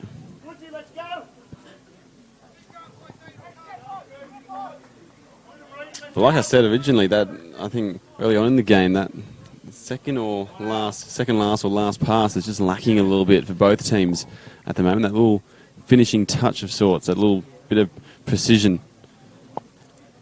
is letting them down because they're both kind of getting in the areas. They're both making what seem to be opportunities, but they're just unable to turn them into, full opportunities instead. Yeah, we have seen a bit of quality in the middle of the park, although they are letting each other play, certainly.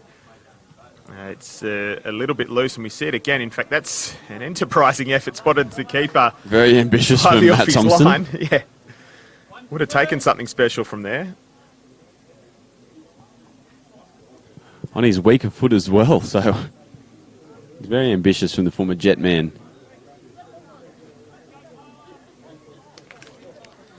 As we said, a live ladder at this rate, it would be Olympic into a share of third, although having played 2 extra games relative to Edgeworth and the Jets youth. And of course the other 4 games for round 9 to come tomorrow afternoon. It's Olympic looking to get back on form in league competition this afternoon. Thompson turns and looks. And Ryan Clark, who has a go, it's a bit wide, can read in, not quite, across the face again. And gratefully dropped on by Tyler Warren. Well, brilliant there for Maitland to get him behind. I mean, I was talking about the final touches. That was brilliant there from Matty Thompson, and then Ryan Clark did well also to put it in the area. Alex Reed is unable to cut it back to Jobwood. I'm not sure if he was going for a goal or if he was trying to cut it back, but again, just unable to get it across the line for Maitland. But they're getting in the areas, and they'll be pretty pleasing to Mick Bolch at the moment. Just me. I did watch these Olympic 3 weeks ago, the Jets youth game. Looks like Sutherland's playing maybe a little bit deeper than he has, although I guess they have got the other 3 across the front, so he's in a slightly different role to when certainly I last spotted him. Thompson, by the way, we can see the ill effects, but in terms of his play, it's still very good at the moment, even though he still looks a little bit ginger, as you spotted earlier. It's Sean Pratt in a deep position helping out now. And then across to Matt Swan. Yeah, he's tough as nails. We know that, Matt Thompson. It's going to take a lot to make him go off on the sideline. It's interesting you mentioned the live ladder as well for Hamilton, because I think this game is really vital for them to win. If they don't win, considering they have played a lot more games than the other teams around them, if they do lose this game, they fall behind the pack by a long way, so they definitely need to get the 3 points here today. The last touch I thought was McGuinness, but Thomas kept it in, and Olympic will have it back. Harrison, who's still going, and now it's a contest with McGuinness. Harrison again, dink across. Not quite. Pratt. He's with it now. I thought Harrison probably could have had a shot there. I thought he was squaring up for one. It seemed like he had a bit of space to get a shot away, but instead went for the cross. Maybe not the right idea if he had it again. Cooper via McGuinness, and now Scott Pettit to Reese Pettit. Ditto that remark.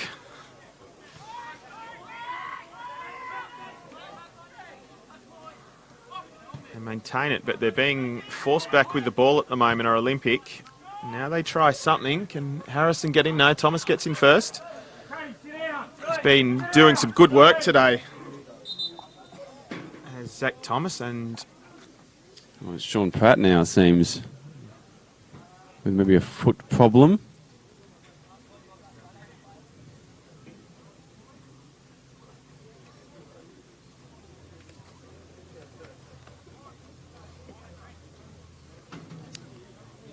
He's waving the physio away. I'm not sure what exactly is the issue for him, but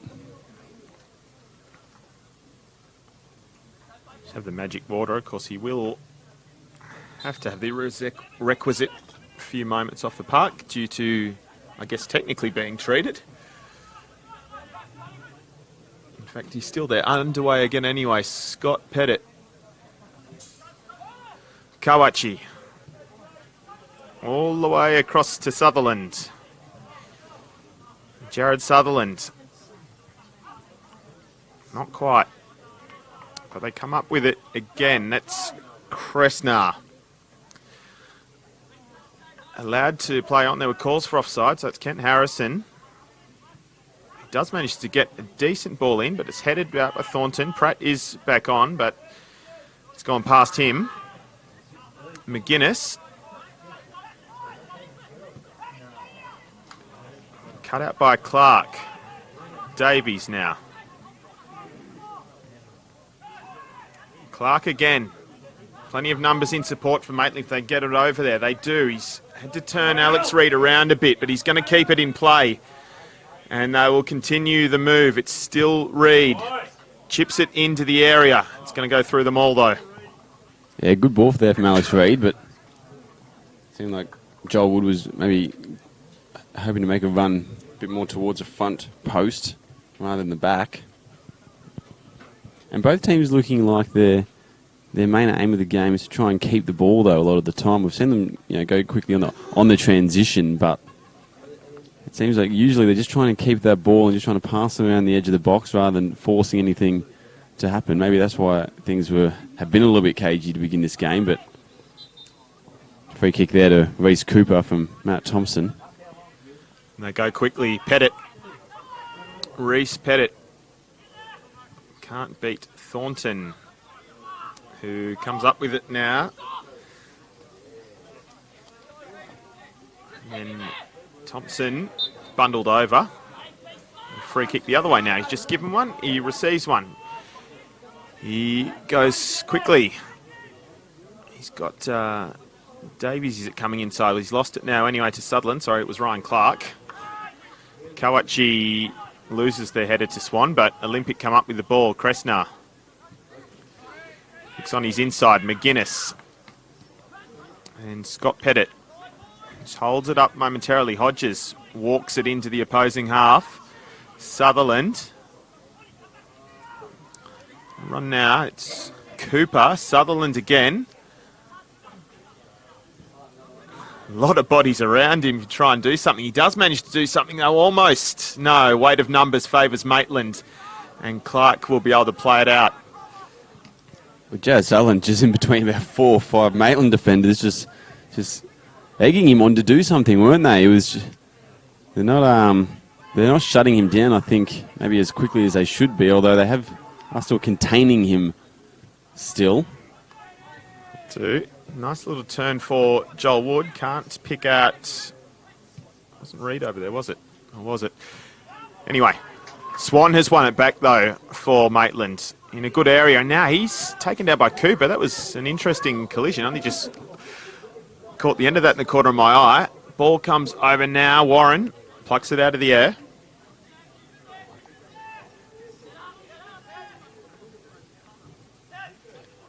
Some heated battles going on in the middle of midfield at the moment, middle of the park. Reese Cooper, Jake McGuinness for Hamilton. They've been battling strong with the likes of Pratt, Thompson and Swan. Pratt is down again. And that is Ryan Broadley, who is readying himself in the technical area for the Magpies. I'm not entirely sure what the problem is with Pratt at the moment. When he came off on the sideline, he almost assured the physio that he was okay, but obviously not. Now the other thing is we are into the final 3 minutes of regulation time this half, so can he just see it out and see what the half-time break does for him? Or are we going to get that change now? It looks like we are, in fact. Assistant is walking to halfway.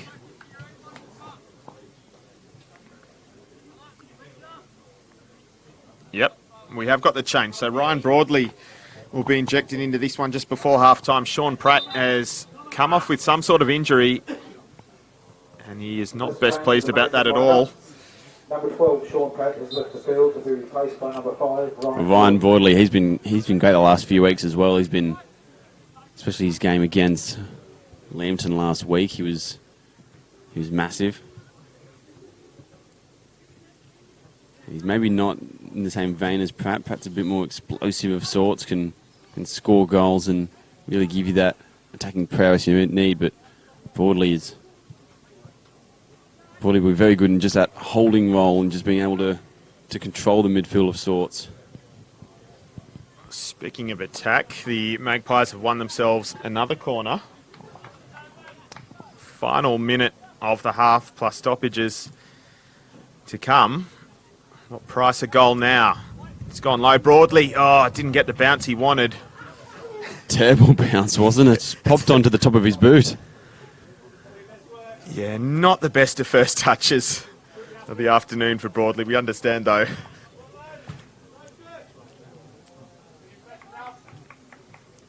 Well, the Darling Street pitch is doing its best to try and help Hamilton at the moment, is it? We saw in the first 5 or 10 minutes a shot almost getting past Trot with a bit of a bobble. Yeah, it from is. Hamilton. So even just in front of us, it looks a bit cut up slightly and not quite so even. So the games before maybe taking their toll. Yeah, it was. They were here on Tuesday night for that FFA Cup qualifier, weren't they, against Azuri? They were. Oh, it's a bit of pressure here. They get out of it now, Papas. And Pettit, who can't keep it in, nearly decapitates the ball boy. Almost a, well, not quite a Topper Stanley. It wasn't going that hard, but they got out of it in the end. Broadly, it's his second touch. It's much better than his first. And Swan. And then Carl Thornton.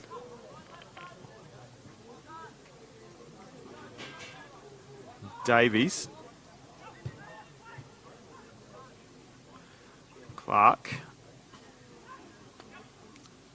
Nothing doing. Broadly. Clark does get on the end of his now. It's Wood. Across into the side netting. Goal kick. Yeah, just Joel Wood unable to get really balanced for that one, I think. He was leaning to his right, and in the end that's where his shot went as well, skewed to the side netting. Maitland seems, as we kind of near the end of the first half, Maitland seems like they've made them more opportunities so far in this game, but as the scoreline suggests, still Hamilton's game, 1-0. That's what matters.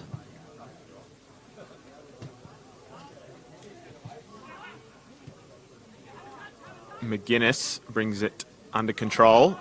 Goes back to Hodges. He's giving him a bit of work to do, which he does. Sutherland, it's actually worked out well. Cressnar knocks it forward. Doesn't quite find his man.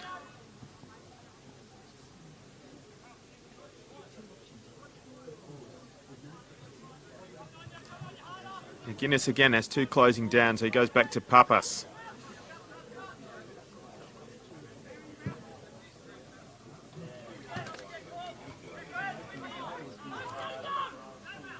Swan and Broadley combining. Broadley looks forward now. Thompson came short though, so Sutherland swoops. Kawachi now. Shinichi Kawachi. Can he double the lead? It's a good effort. And the rebound is knocked in. And Olympic have a second right on the stroke of half-time. As late as you can get. Wow. Man. What a goal from Hamilton, and what a way to end the first half. I was just saying before, Maitland had probably the more the opportunities, and Hamilton just getting the late one. Kent Harrison and Kawachi, they've all been dangerous up front. Same with Sutherland. It's such a fast front three there, and you saw the effects of that speed. Kawachi getting away, shooting low. It was a great initial save by Matt Trott, wasn't it? And then just Jad Sutherland picking up the pieces. Indeed, I thought he'd actually held it at first, but not quite, and that's why you follow him. So literally the last kick of the half, Jared Sutherland doubles the lead for Olympic after a penalty in the 14th minute that was put away by Kent Harrison. So as we go into the break at Darling Street Oval, it's Hamilton Olympic 2 leading the Maitland Magpies 0, and we'll be back shortly for the second half on Bar TV.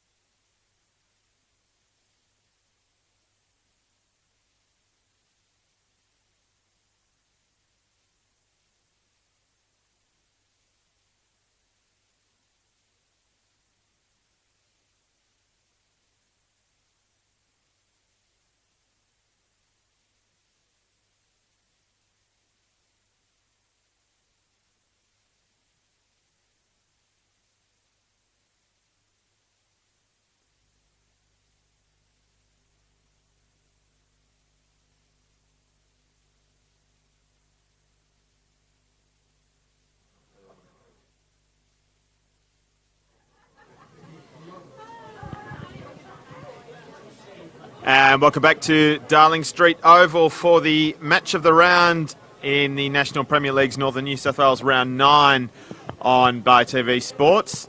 Hello again, Daniel Herrero with you. I've got Quentin Connors alongside me. We're just awaiting the host to come out again for the second half. It is Hamilton Olympic. 2 goals to the good after a late strike from Jared Sutherland, who pounced on the loose ball and knocked it in with literally the last kick of the half. Adding to Kent Harrison's earlier goal from the spot. So it's the Maitland Magpies with all to do. Can they pull off another one of their big comebacks and salvage something from here? Well, we should note as well, Dan, that we were briefly discussing in the first half for those who were with us that Matt Thompson seemed like he was hobbling around, maybe carrying a bit of an injury into the game or received it a bit early on. And it does seem like now he will be subbed as a second substitution for Maitland already this game. He's on the bench, and James Thompson is coming onto the field. So they've already made the sub of Sean Pratt coming off and Ryan Broadley going on. So they've only got one to use in this second half now. So it'll be interesting to see what kind of impact that has on the game. But like you said as well, a very late goal from Jad Sutherland to make it 2-0. And it might be the tipping point in that goal. That goal might have just completely changed things around for both coaches, how they were going to approach this second half. Maybe Hamilton now, knowing that they don't need to go as forward, considering they do have that 2-goal buffer. You might see them sit back a bit now and just try and hold that lead, while Maitland, now things have become a bit more desperate. They might be starting to throw a bit more of the kitchen sink at Hamilton. It'll be interesting to see how this second half unfolds. But like we said, this is a must-win for Hamilton to try and keep within touch of the top of the table, or near the top of the table, those teams that are all locked up there. Yeah. So it looks like for Olympic they will be as they finished the first half. They will keep an eagle eye out for the first few minutes of the second half as the officials do join us now. There was a late change before kickoff, so Shinichi Kawachi did end up starting. He was initially named on the bench.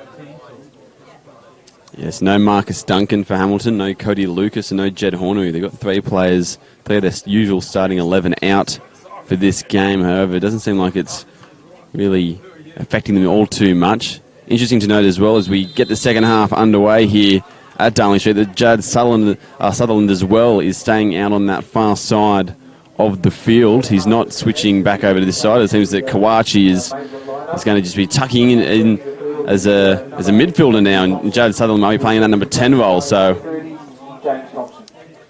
the ball goes over the sideline. It seems that Hamilton may be just sitting back, I would assume, from just a given formation straight up in the second half. Just shuffle the deck slightly. Swan and then Thornton for Maitland. Davies and Thomas, who was so good for so much of that first half as well. You'd argue he probably doesn't deserve to be on the wrong side of a 2-0 at the moment based on his own performance. Has been just a little bit now. We see offside, yep. Yeah, Harrison was offside, and Kawachi has now gone down. Did he get touched in back play? Yeah, he just got, I think, accidentally barreled over. I'm not sure if it was by Swan there or the new man on the field, James Thompson, with someone, I think, just accidentally gone through the back of him, but very close there on that offside as well. We're right in line with it here in our little commentary box of sorts. I thought he might have been onside. We've been in on goal if he was, but not to be for Hamilton. The Thorntons combining for Maitland. And now McGuinness, but then it was Wood that's pounced on it. McGuinness has come up with it again though. Sheer determination, but he loses it now, and it's Thomas. It's out now to Davies. Combining with Thornton, and it'll be a blue throw. Kawachi. Harrison is onside this time, but Reid has body position. Duff kick there from Trot. Yeah. And almost another miscommunication as well, but just as Maitland get out from the back now. Interesting to note as well that it seems that Zach Thomas is going to be partnered by Alex Reid in centre-back now. So, Alex Reid going from basically a left wing position into centre-back. Bit of a strange move, but we know that Reid can play basically anywhere on the field, but... Yeah, so, a couple of changes in structure for the second half. Just flicked on, but they just wasn't quite quick enough, so Maitland will come up with it again. Davies goes long. Thornton, who is, he's moved up into a more advanced position, in fact, has Carl Thornton for the second half so far. Kawachi for Hamilton Olympic. Again, they're trying to catch them on the break at the moment. Cooper, yeah, Sutherland was offside. It didn't get to him. Davies. Then to James Thompson, the new man, the half-time substitution. Broadley, who was the other substitution during the first half. Rather, no real opportunities, but it's been a rather frantic start to this second half. Both teams getting at each other rather quickly. Hamilton looking like they're just going to sit back a little bit and then try and launch forward. There's a ball here to Scott Pettit on the far side. So Pettit, he's got a couple lining up for him. Sutherland's calling for it at the back. It is to Sutherland. It's a good header, but it's just wide. He had a free header, but just the wrong side of the post. Almost his second of the day, Sutherland, and a brilliant ball there from Scott Pettit. I'm not sure who gave Pettit the original ball. I think it might have been from Reece Pappas, but don't quote me on that. But a brilliant ball from Scott Pettit nonetheless to find the head of Jad Sutherland. And Hamilton knocking on the door in this second half to making it 3-0, and really probably an unsurmountable lead, you'd think, if they can get to 3. I think you just point out that's been the pattern so far. Just try and catch some speed on the break and get in behind, because they can play a little bit within themselves. Reid gets himself out of trouble there and sends one long, and an interesting flick from Joel Wood, but it's effective. So he brings it in the area now. Joel Wood dinks it over. Papas returns. Kawachi didn't quite drop for him, but he does get through in the end. Now he's got a couple to beat. He can't. Tom Davies. He wanted a free kick there, Kawachi. Clark's over the top. He's offside. Yeah, one of the strengths of Hamilton's attacking game is those really quick players up front that they have. Kent Harrison now recently signing. He is just lightning fast up front. He's causing havoc for Maitland, but so too Jad Sutherland, Shinichi Kawachi, even Reece Cooper just in behind them. All quick players. Scott Pettit as well. They're going to try and just play to their strengths in this second half. Sit back in, just hold them up as that ball is going to trickle over the byline there. But it does seem like I said, Hamilton's going to sit him back and then just try and get forward with a quick pass or two to those quick players and then let them run free at the top. There's been a lot of end-to-end at the moment, even Maitland trying that as well. Swan's given Broadley a task to keep this in, which he accomplishes. It's misdirected. He was looking for the run of James Thompson.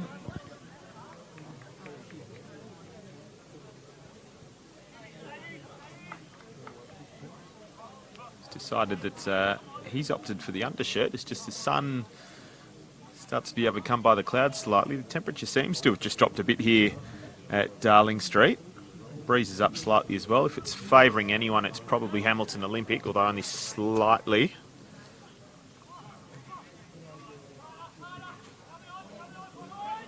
Papas, nice little turn, and again fires one long. Harrison, but he's offside again, so we're going to have the goal kick. They're trying to catch them in behind, aren't they, Hamilton, at the moment? They're Kent Harrison playing on the shoulder of the defender, same with Scott Pettit as well when he's going forward. Trying to catch them with a bit of a long ball in behind, and when you've got players like Reece Pappas as well, who one of his trademarks is that long ball he has got. Why wouldn't you try it?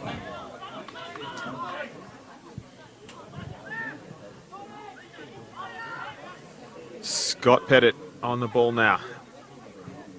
And it's sent forward. Harrison's got in behind. It's over the keeper. It's in the back of the net. And Kent Harrison has a brace. Olympic have 3, and they have an iron grip on this match now. Well, we saw it about 3 times beforehand that they were trying to get him behind with little dinks over the top, looking for Kent Harrison. He was the main target off the shoulder of the defender, and finally, I think he got a little flick on from one of the defenders, but Kent Harrison too quick in the end, and a brilliant finish. He's only been here for a couple of weeks, already found himself in the score sheet twice now for Hamilton in as many games he's played, so great arrival for Kent Harrison here, Darling Street Oval, and Hamilton definitely, as you said, with a huge stronghold on this game at the moment, 3-0. Much needed 3 points it would be. There's still time for something to happen, maybe. It's with Davies now. Tom Davies, who needs support. He's going to get mugged here if he's not careful. He's still trying. He's conceded the throw in now, and that's an interesting collision between he and Kowachi right there at the end. Yeah, I thought Tom Davies might have a case there, that he was on the ground, not really doing anything much, and it seemed like the Hamilton defenders were still kind of paying him a bit too much attention that he probably deserved, but another collision there. Yeah, another tangle between those same men. Clark, James Thompson.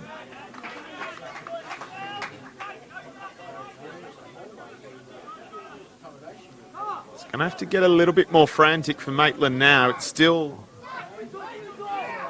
a good 35 minutes, but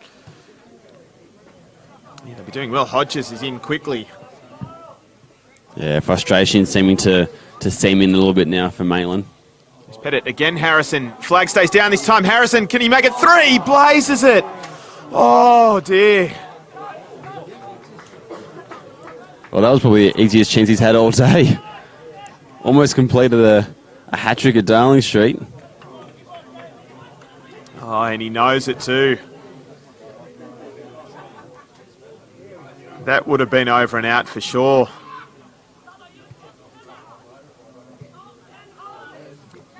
So, a lifeline of sorts for the Magpies.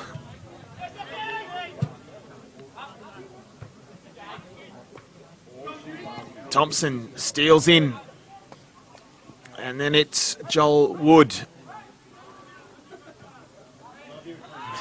Joel Wood trying to go through them now, but referee not so keen on that. Yeah, that's a bit of a silly foul there from Joel Wood. Even if he loses that ball in that position, they're not really going anywhere special. And then now they're not picking up on the free kick either. And Scott Petter's got it, almost has it. Well, he still has it. It's tight now. He sold it a bit short, so he leaves Reece Pettit with a bit to do, but he does so successfully. And they go direct again. And it's almost made its way to Harrison again, but Swan had good body position. Matt Swan, that is. The only Swan that we have to worry about for Maitland today. Zach Thomas. He's given a chance for the switch, so he tries to send Clark on his way. Thornton knocks it out of... Pettit, rather, knocks it out of play. Wrong number 3.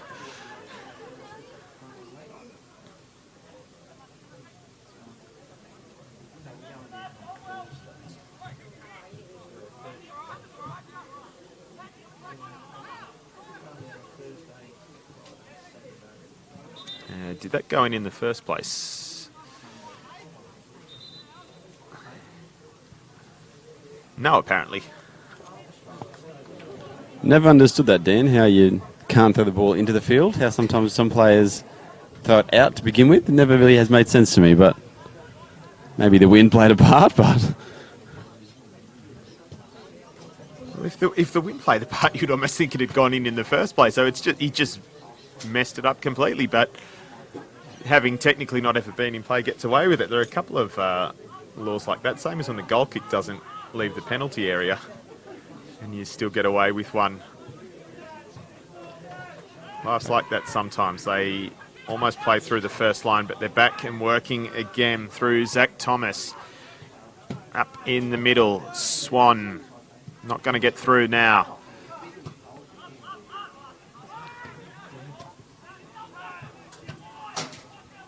Olympic with an organised press this time. It's taking Maitland a bit of thinking to try and break it down. They don't. McGuinness comes up with it. Harrison is going to be on his way again if this stays in play, but he's going to need support this time. Sutherland is in an advanced position. Also Pettit doesn't get to them though. Harrison will have another go. This time he comes back to McGuinness,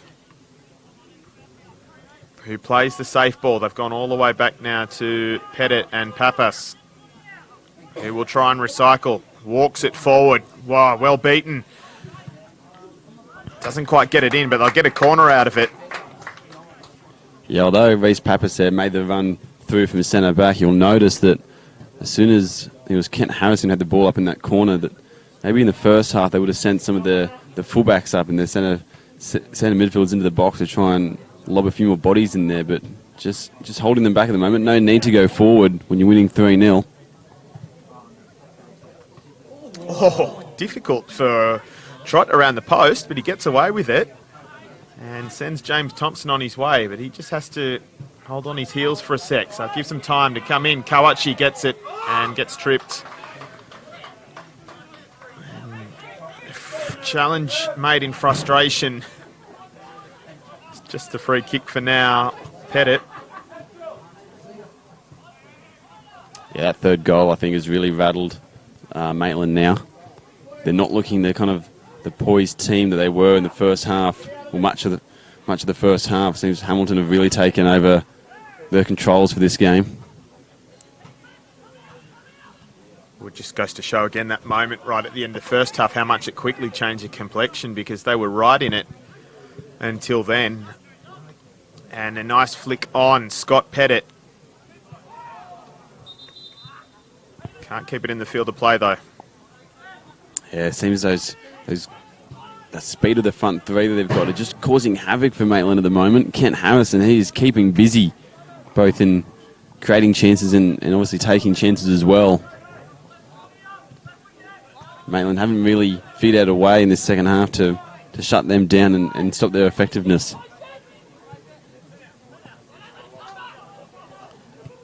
It's almost a case now they just need to take the risk and try and commit numbers forward when they can. Reid to Thomas. Again, just bobbling around a bit on the Darling Street Oval turf. Reid. Then Wood. Turns back this way. Davies.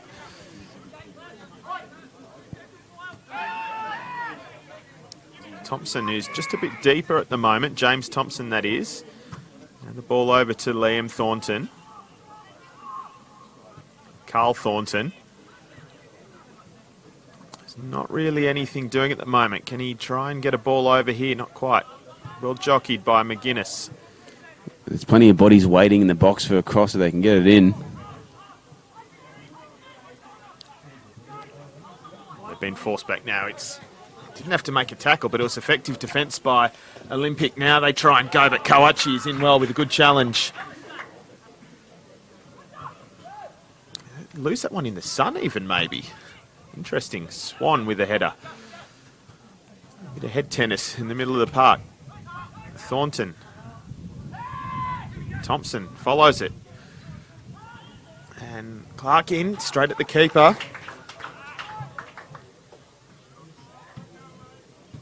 And again, they're going to try and send Harrison in. He's almost in behind here, but he will get through to the keeper first.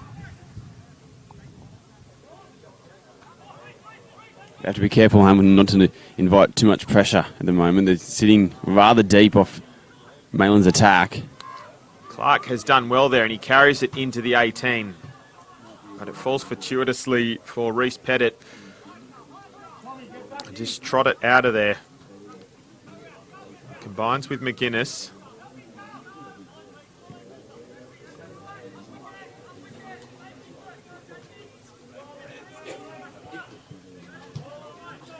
I think if I was Coach Pete McGuinness for Hamilton, I'd like to see my team hold the ball a bit more than they are at the moment. I think they're just giving it away and just inviting pressure a bit too much at the moment. They're doing very well to hold off Maitland's attack and really just compressing the space, but you want at least a bit of the ball to frustrate Maitland. You want to try and spread them around, tire them out when you have the ball rather than just letting them continue to onslaught you. But goal kick there nonetheless for Hamilton now.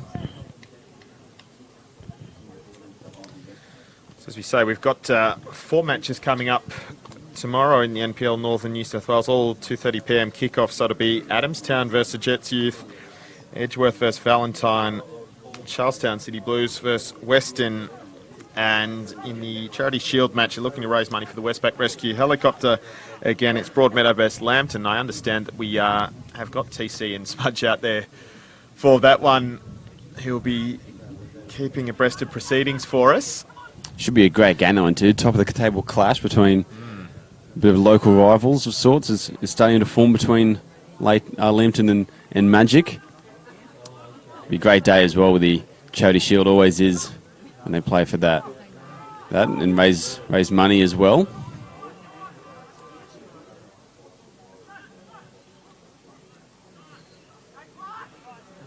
Again with Tyler Warren, just sends it up the guts again. So Swan heads it back somewhat from whence it came. But Olympic will have it again. And now advancing forward with numbers. Kawachi just has to prop for a sec. But that's all right. They still have it. Pettit, Scott Pettit. Not anymore. James Thompson. Oh, couldn't bring it under control. Cressner. Sold it short. Arrowed back over the touchline. I'm really enjoying this battle between Tom Davies and Kawachi in the second half. Really getting at one another, which is great to see. And a shove from Thompson again. He's going to have to be careful here because that's a couple in quick succession, in fact. And again, probably unnecessary for Maitland to do that.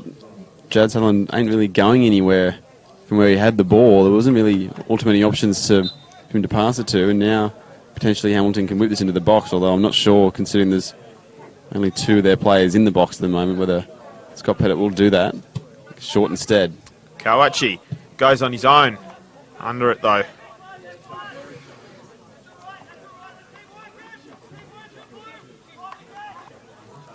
It's funny, I guess, if we stop and think about it, it's kind of been the theme, because even that penalty, we were wondering if the challenge even needed to be made when the first goal was effectively conceded. And then there's that one just before the break. Reese Cooper has come up with it, and he goes himself and forces the save and earns another corner.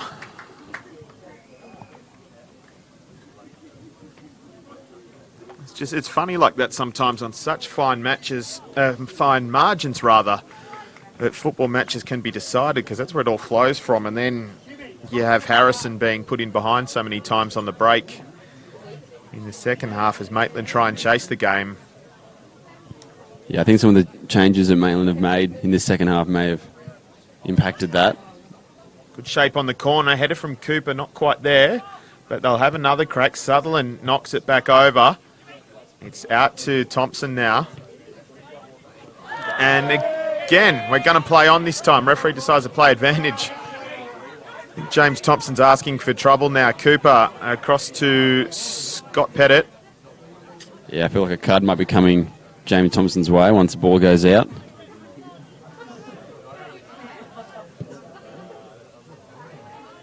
Brilliant ball in behind there from Pappas. Pettit keeps it in. Harrison brings it down, and now he turns and looks at goal. Carl Thornton gets in the way, but Harrison comes up with it again. And again, that'll be a foul as well. That was Broadley this time. No card in the end too. A bit surprised by that, but nonetheless, interesting to note as well is, which is rather surprising as well, this is only the second time this season Hamilton have actually scored 3 goals. They got 5-1 against Lake Macquarie early on in the year. Scott Pettit now on the free kick. It's in hard, it's in firm, but Going to roll safely out of the area as far as Maitland is concerned. Can Thompson keep it in? He sure can. Not quite. So Papas, who's still up, has come up with it. And now Pettit, who's still going. And that's good work, a great individual effort. And it is now 4-0 for Olympic. And Scott Pettit makes sure of it if it was ever in doubt. Well, what a goal that is. Just a solo effort, isn't it? And it's classic Scott Pettit as well. He's just so good at that, just making space for himself. A couple of quick touches on the edge of the box and clinically finishes it. And at the moment, Hamilton just haven't been phased in this second half. Maitland have just been so rattled, I think, from especially that early second half goal to make it 3-0, and definitely looks all but over now, doesn't it? So Scott Pettit has moved to half a dozen for the campaign, and it's 4 for Olympic for the afternoon. And if ever there was a way to try and get their season back on track, this is it, because Maitland, as we said, haven't lost since their first match of the season out at Rockwell Automation Park, the Coalfields derby, but it looks like a significant reverse for them now. They do have a free kick after Ryan Clark was taken down.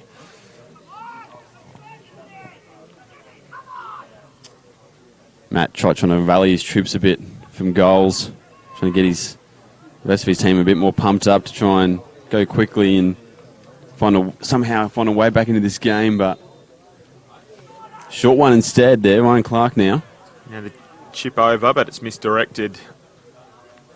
And the moment is lost for Maitland, so we'll just try and get an idea of where we are in terms of live ladder again. Olympic, this is their 9th match now, so they'll go to 13 points. In terms of for and against, it would sit them officially in 4th, because as it stands, they would go to +6.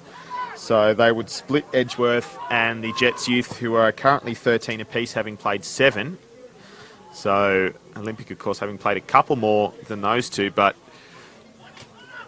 it's the best they can do at the moment. So they would go 4-1-4 for their season to date. Win, draw, loss. And a chance again here. Can they make this really emphatic? Clark. Beg your pardon. Mix them up again. Reese Cooper.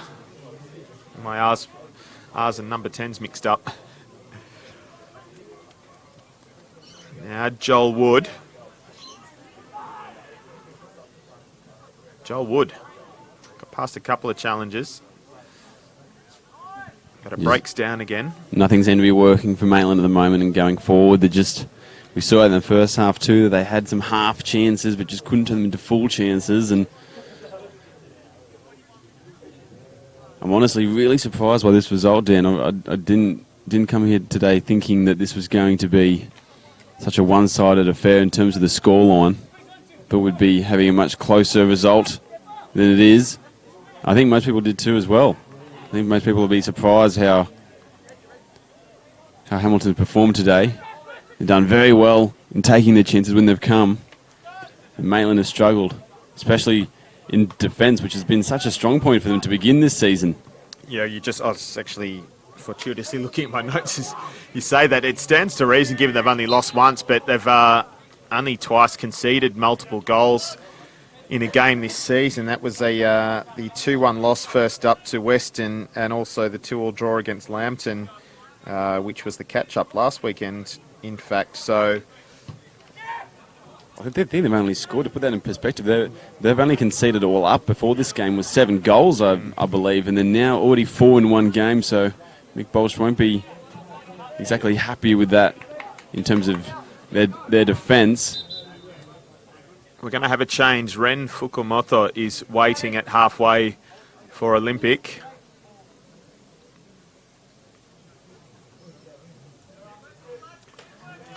Cole Hodges coming off, which is a bit of a strange one. The captain, not usually subbed off during the game. Not sure if he might have been carrying a bit of a niggle heading into this one.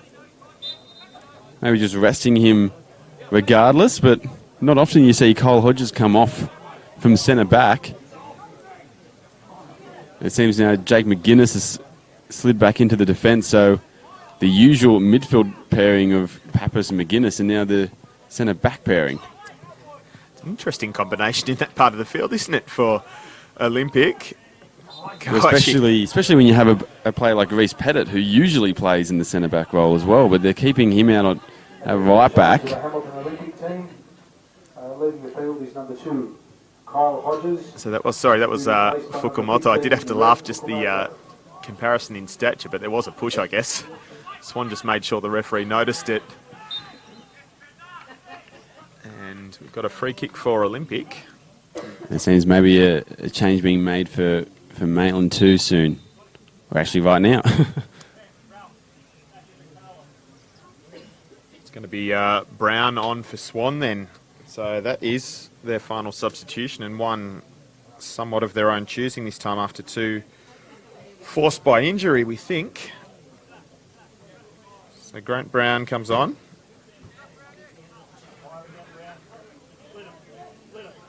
Yeah, I thought as well Grant Brown might be playing a bit further back and they'd push Alex Reid back into a normal attacking role, but Grant Brown not usually up so high. Maybe just trying different things at the moment. Mick Bolt should try and find something that works. Harrison, who's all of a sudden a little bit deeper, but he's still going to have a shot. And Trott deals with it. You can tell he wants that hat-trick, doesn't he, Ken Harrison? What better way to mark your arrival to Hamilton with a hat-trick at Darling Street? Kawachi, can he get there first? No. Pulls up. But Olympic will have it again.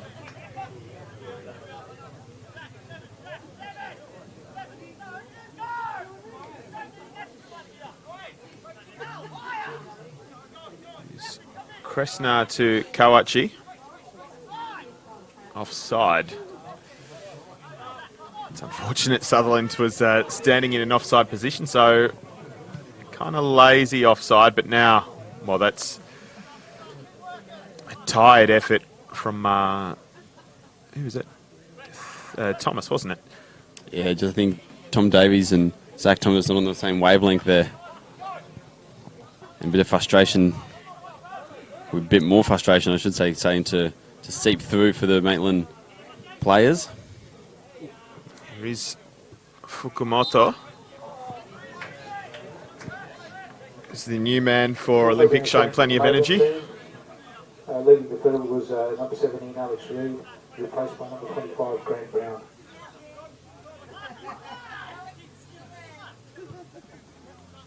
Sutherland, little flick on. Fukumoto makes room for himself. Fukumoto goes on his own. It's not held. It's cleared. Kressner chips it back in. It's headed out again. Now Grant Brown. Heavy touch. It's taken off him, so it'll be a throw-in for Maitland.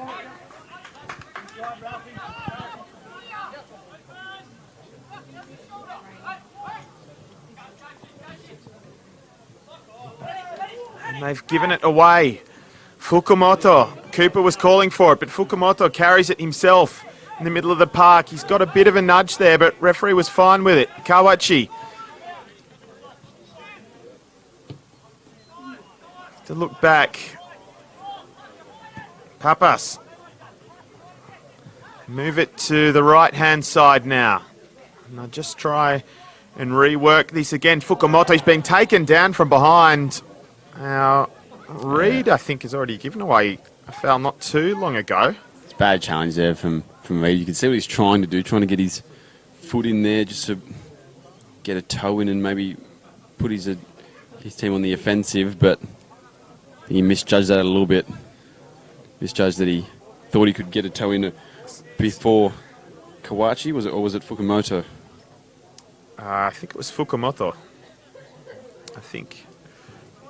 They kind of have, it's difficult, is they kind of have that similar highlights in the hair and roughly the same height. Sutherland with the header, but it's straight at the keeper. He does enough, and now they clear their lines, Maitland.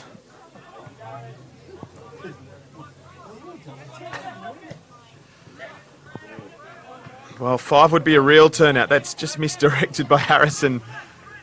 And then Kowachi showing some skill to soak up some time. Referee's not going to have that. Tom Davies trying to pinch a lot of meters. It's all getting very comical now, just the way this restart's being delayed. And again, he's walked it up, but this time we do go on. Crowd's not happy with it. Yeah, the home fans at Darling Street showing their disapproval of a man they used to love only last year, Tom Davies, former Olympic man. It's just added a bit of tension into this game again, even though it's kind of a done thing now. Oh, Sutherland deliberately trying to let that one on, but it didn't quite come off. Grant Brown. Fukumoto and Sutherland are really trying to combine well up there at the top. There have been a few quick passes, a few little quick movements to make some chances potentially. Good energy from Pettit still as we head towards 80 minutes.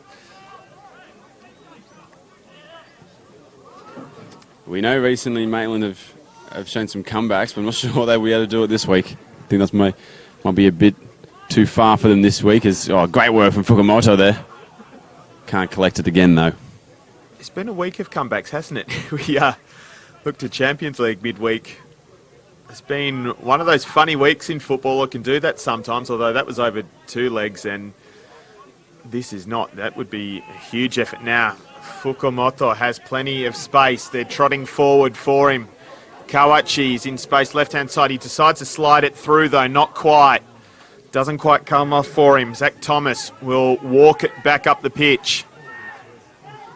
Yeah, Sutherland and Pettit there both making the same run going forward, just limiting the space there. It's all very stretched now, middle of the park. Harrison has time to turn and look, and it's really relaxed now for him. Kent Harrison, now what does he do? He tries to little chip over.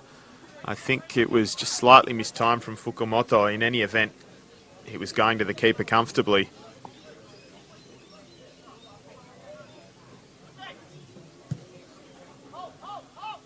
We're now seeing Kent Harrison, since that change for Kyle Hodges coming off the field, Kent Harrison's now playing in the middle of the park, but it hasn't really influenced the game all that much. Hasn't really changed anything. He's offside here now for Maitland, but you think taking out players like Pappas and McGuinness from the midfield and putting in someone who's usually a forward in Kent Harrison there might hurt them a little bit, but not at all. But speaking of that, he's coming off the field now. Got another change, so it's Bailey Blummel, who is waiting at the sideline, number 34. So it will be his first minutes for the season. Leading the field, number 14, Kent Harrison. Kent Harrison deservingly getting a rather large round of applause from the home fans. Yeah, of course, obviously referring to the brace and nearly a hat-trick that he got, so he's made a good impression so far at Darling Street. There was the penalty that he took with great composure in the 14th minute, and then that dink when he got put through in the 53rd minute to make it 3-0. He's had a great afternoon. He's got an early mark now. Maitland trying to work the spaces again. And James Thompson comes up with it.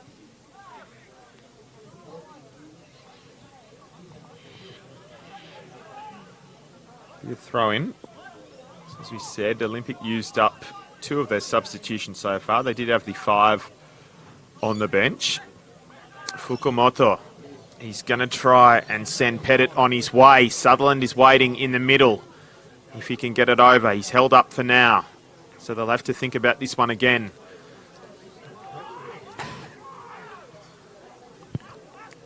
Just taking his time with the Pettit there. They're not really in any kind of rush to go forward. They have given it away now. James Thompson, who is held up middle of the park. He does get it to Brown eventually. And Broadley.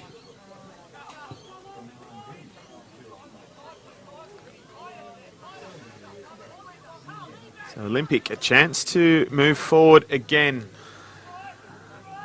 Not quite with that one.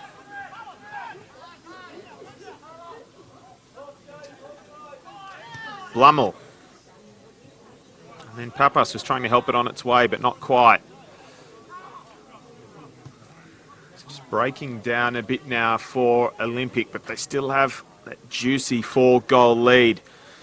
Can Maitland do anything? Clark is still going. Finally gets taken down, ball and all. And Sutherland is going to manage to hold on to it. Not quite. Oh, Thompson, did he get tripped on the turn? He sure did. So it's a free kick just inside the arc, and it's going to be a booking for Reece Pettit.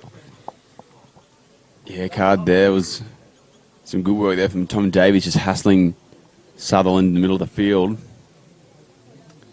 But Hamilton coach Pete McGuinness will be very pleased that his attack has been able to fire today, because that's something that's been lacking a little bit in previous games beforehand. So he'll be happy with that, but he'll be really hoping that in these last few minutes that his team can keep a clean sheet, because it's all important. And another interesting stat that basically no team in the competition has actually kept 2 clean sheets this year. There's a lot of ones, but... Wow. You're going direct. He's going to go direct, but it's into the wall. And Sutherland doesn't quite clear the line. Fukumoto is back to help out. So Sutherland again, who's not quite got around Tom Davies. Brown was there to help out, but it's still Olympic that it breaks for. Now, Scott Pettit on his own. Didn't miss by much. He probably would have liked that one on his left foot instead, but looking for a second goal. It would have been his 17th for Hamilton Olympic as well. He's already got 16 goals in his 28 games he's played for Hamilton since joining them last season. About that before, how comprehensive the stats are that they put in the program here at Darling Street. Makes our job a lot easier, doesn't it? Sure does. Zach Thomas, and now they've just played around the back with Alex Reid, and now Carl Thornton, who kind of started in the centre-back position, but is playing a bit more forward now in this second half. Still they go, Liam Thornton. Still trying to find a way through it. It'll only be a consolation now for Maitland, but it would be something to take out of it. Back to Trot.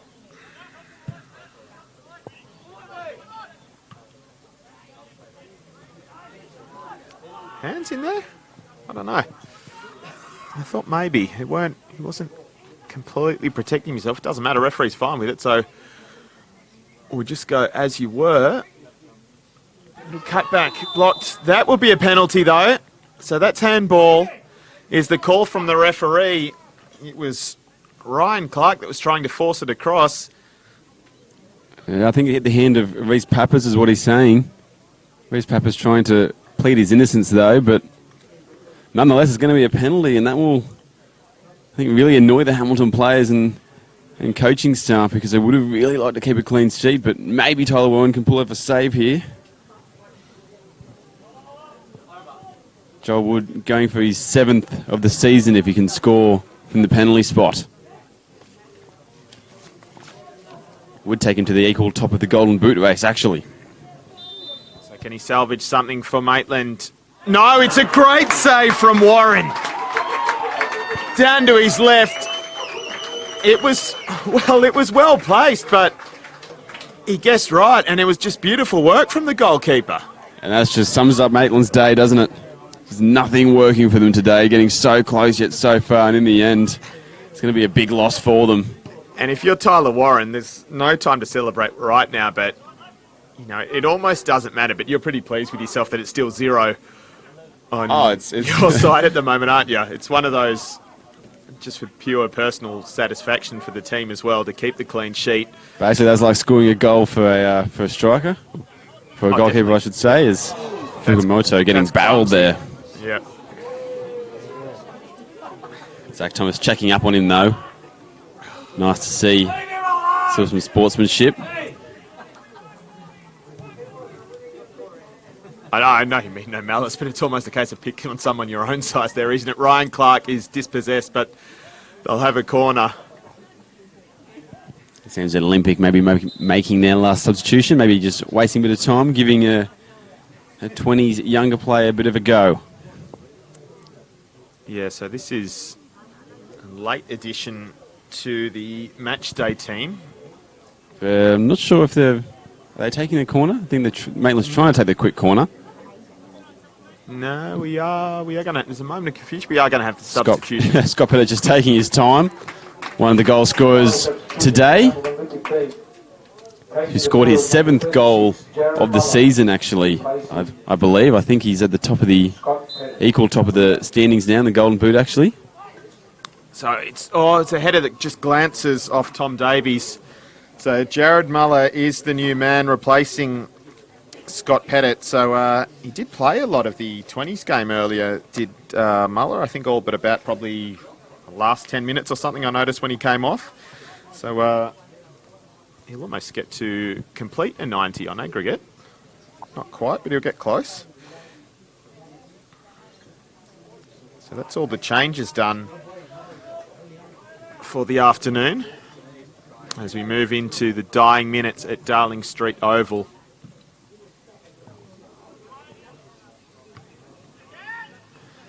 Sutherland, I turned the wrong way, probably wasn't to know though. Call would have been nice. Blummel. And Sutherland again.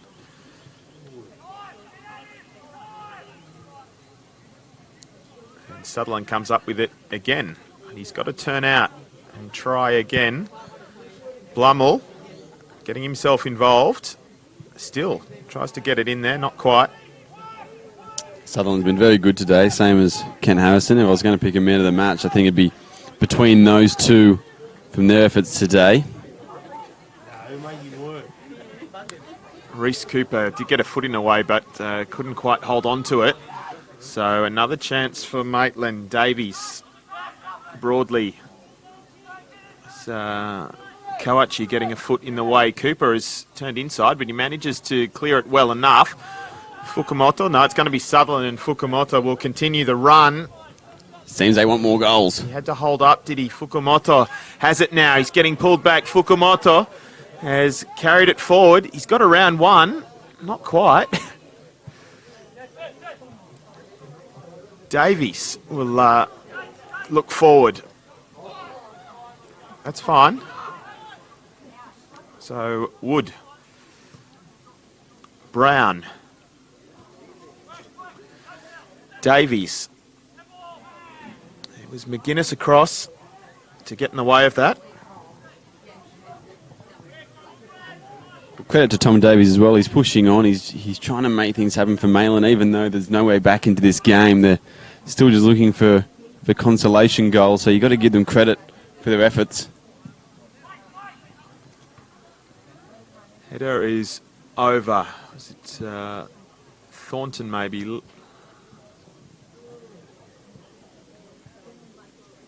the result is the same, and Tyler Warren, as you'd understand, taking his time to retrieve that as we move into time added in the second half. We were questioning why the captain, Kyle Hodges, was taken off as well. The usual centre back. Midway through the second half, we can see him. He's got some ice over on his left hamstring, it seems. So, obviously, carrying a little bit of a niggle, not too much to keep him out of the game, but giving him a bit of a rest, and much-deserved rest. Reid, well, the call was head back initially. He had to get out of it, but it's Muller. And now Sutherland. Shifts it across. Cooper has a lash. Wayward. The kick at Darling Street looking for another goal, but not to be for Reece Cooper. But although I was very surprised, I said before, I was very surprised by the result of this in terms of just how one-sided the scoreline is going to end up for Hamilton. However, I do think they've definitely deserved the victory. Maybe not by the amount that they've won it, but they've definitely looked the more superior of the two sides, and they've taken their chances well. They've worked hard in the midfield and really cancelled out their attack. Maitland haven't really had all too many opportunities other than on a few occasions, one of those being the penalty that Tyler Warren did very well to save not too long ago. You've probably seen more of me this season, but more of these than me this season. But if it'd be interesting if we bothered to compare saves of the season, because it would have to be up there saving one from the spot like that. Yeah, very good save. I mean, very important one that, like I said, that means that now leading in clean sheets, so to speak, for Hamilton. That'll be a stat that Pete McGuinness, the coach, will be very proud of. I was saying they're really trying to focus in on this year after the last season. They struggled a bit defensively last season, Hamilton Olympics, so I'll be happy that this year their defence is much more improved and firing in a way. Yeah, so they have... It's funny, isn't it? They haven't actually conceded that many goals, just the 10 so far for a team that's played 8 games and in fact lost 4 of them. So they've mostly been close-run things, but as you say, copybook is unblotted today so far for Hamilton Olympic and should stay that way as we move towards a 4th minute of time added on. There can't be many more seconds left. I think referee is checking his watch. In fact, that will do us at Darling Street. So Hamilton Olympic get back in the winner's circle as they needed to. A comprehensive victory in the end. Kent Harrison opened the scoring from the spot in the 14th minute. Jared Sutherland doubled the advantage with the last kick of the half after he followed one in that was initially saved by Matt Trott. Harrison made it 3-0 in the 53rd minute. And then a good individual effort from Scott Pettit about a quarter of an hour later. And by then it was a foregone conclusion. So as we say, that's our match of the round for round 9 done on Bar TV. We'll still be streaming matches again tomorrow, including the Elders Charity Shield out at Magic Park. And we'll also have comms on Adamstown versus Jets Youth at Adamstown Oval. Quentin Connors, thank you for your help this afternoon. No, thank you, Jen. I've had a great day. As I said, not really the result I thought, but a lot of goals to talk about, which is always what you want. So, no, I've had a great day, and thank you, everyone, for watching. Plenty of material for your podcast during the week as well. So, on behalf of myself, Daniel Herrero, Q, William on the camera, and the team back at Bar TV, thanks for joining us this afternoon. We hope to have your company again sometime soon. Have a good evening. Bye for now.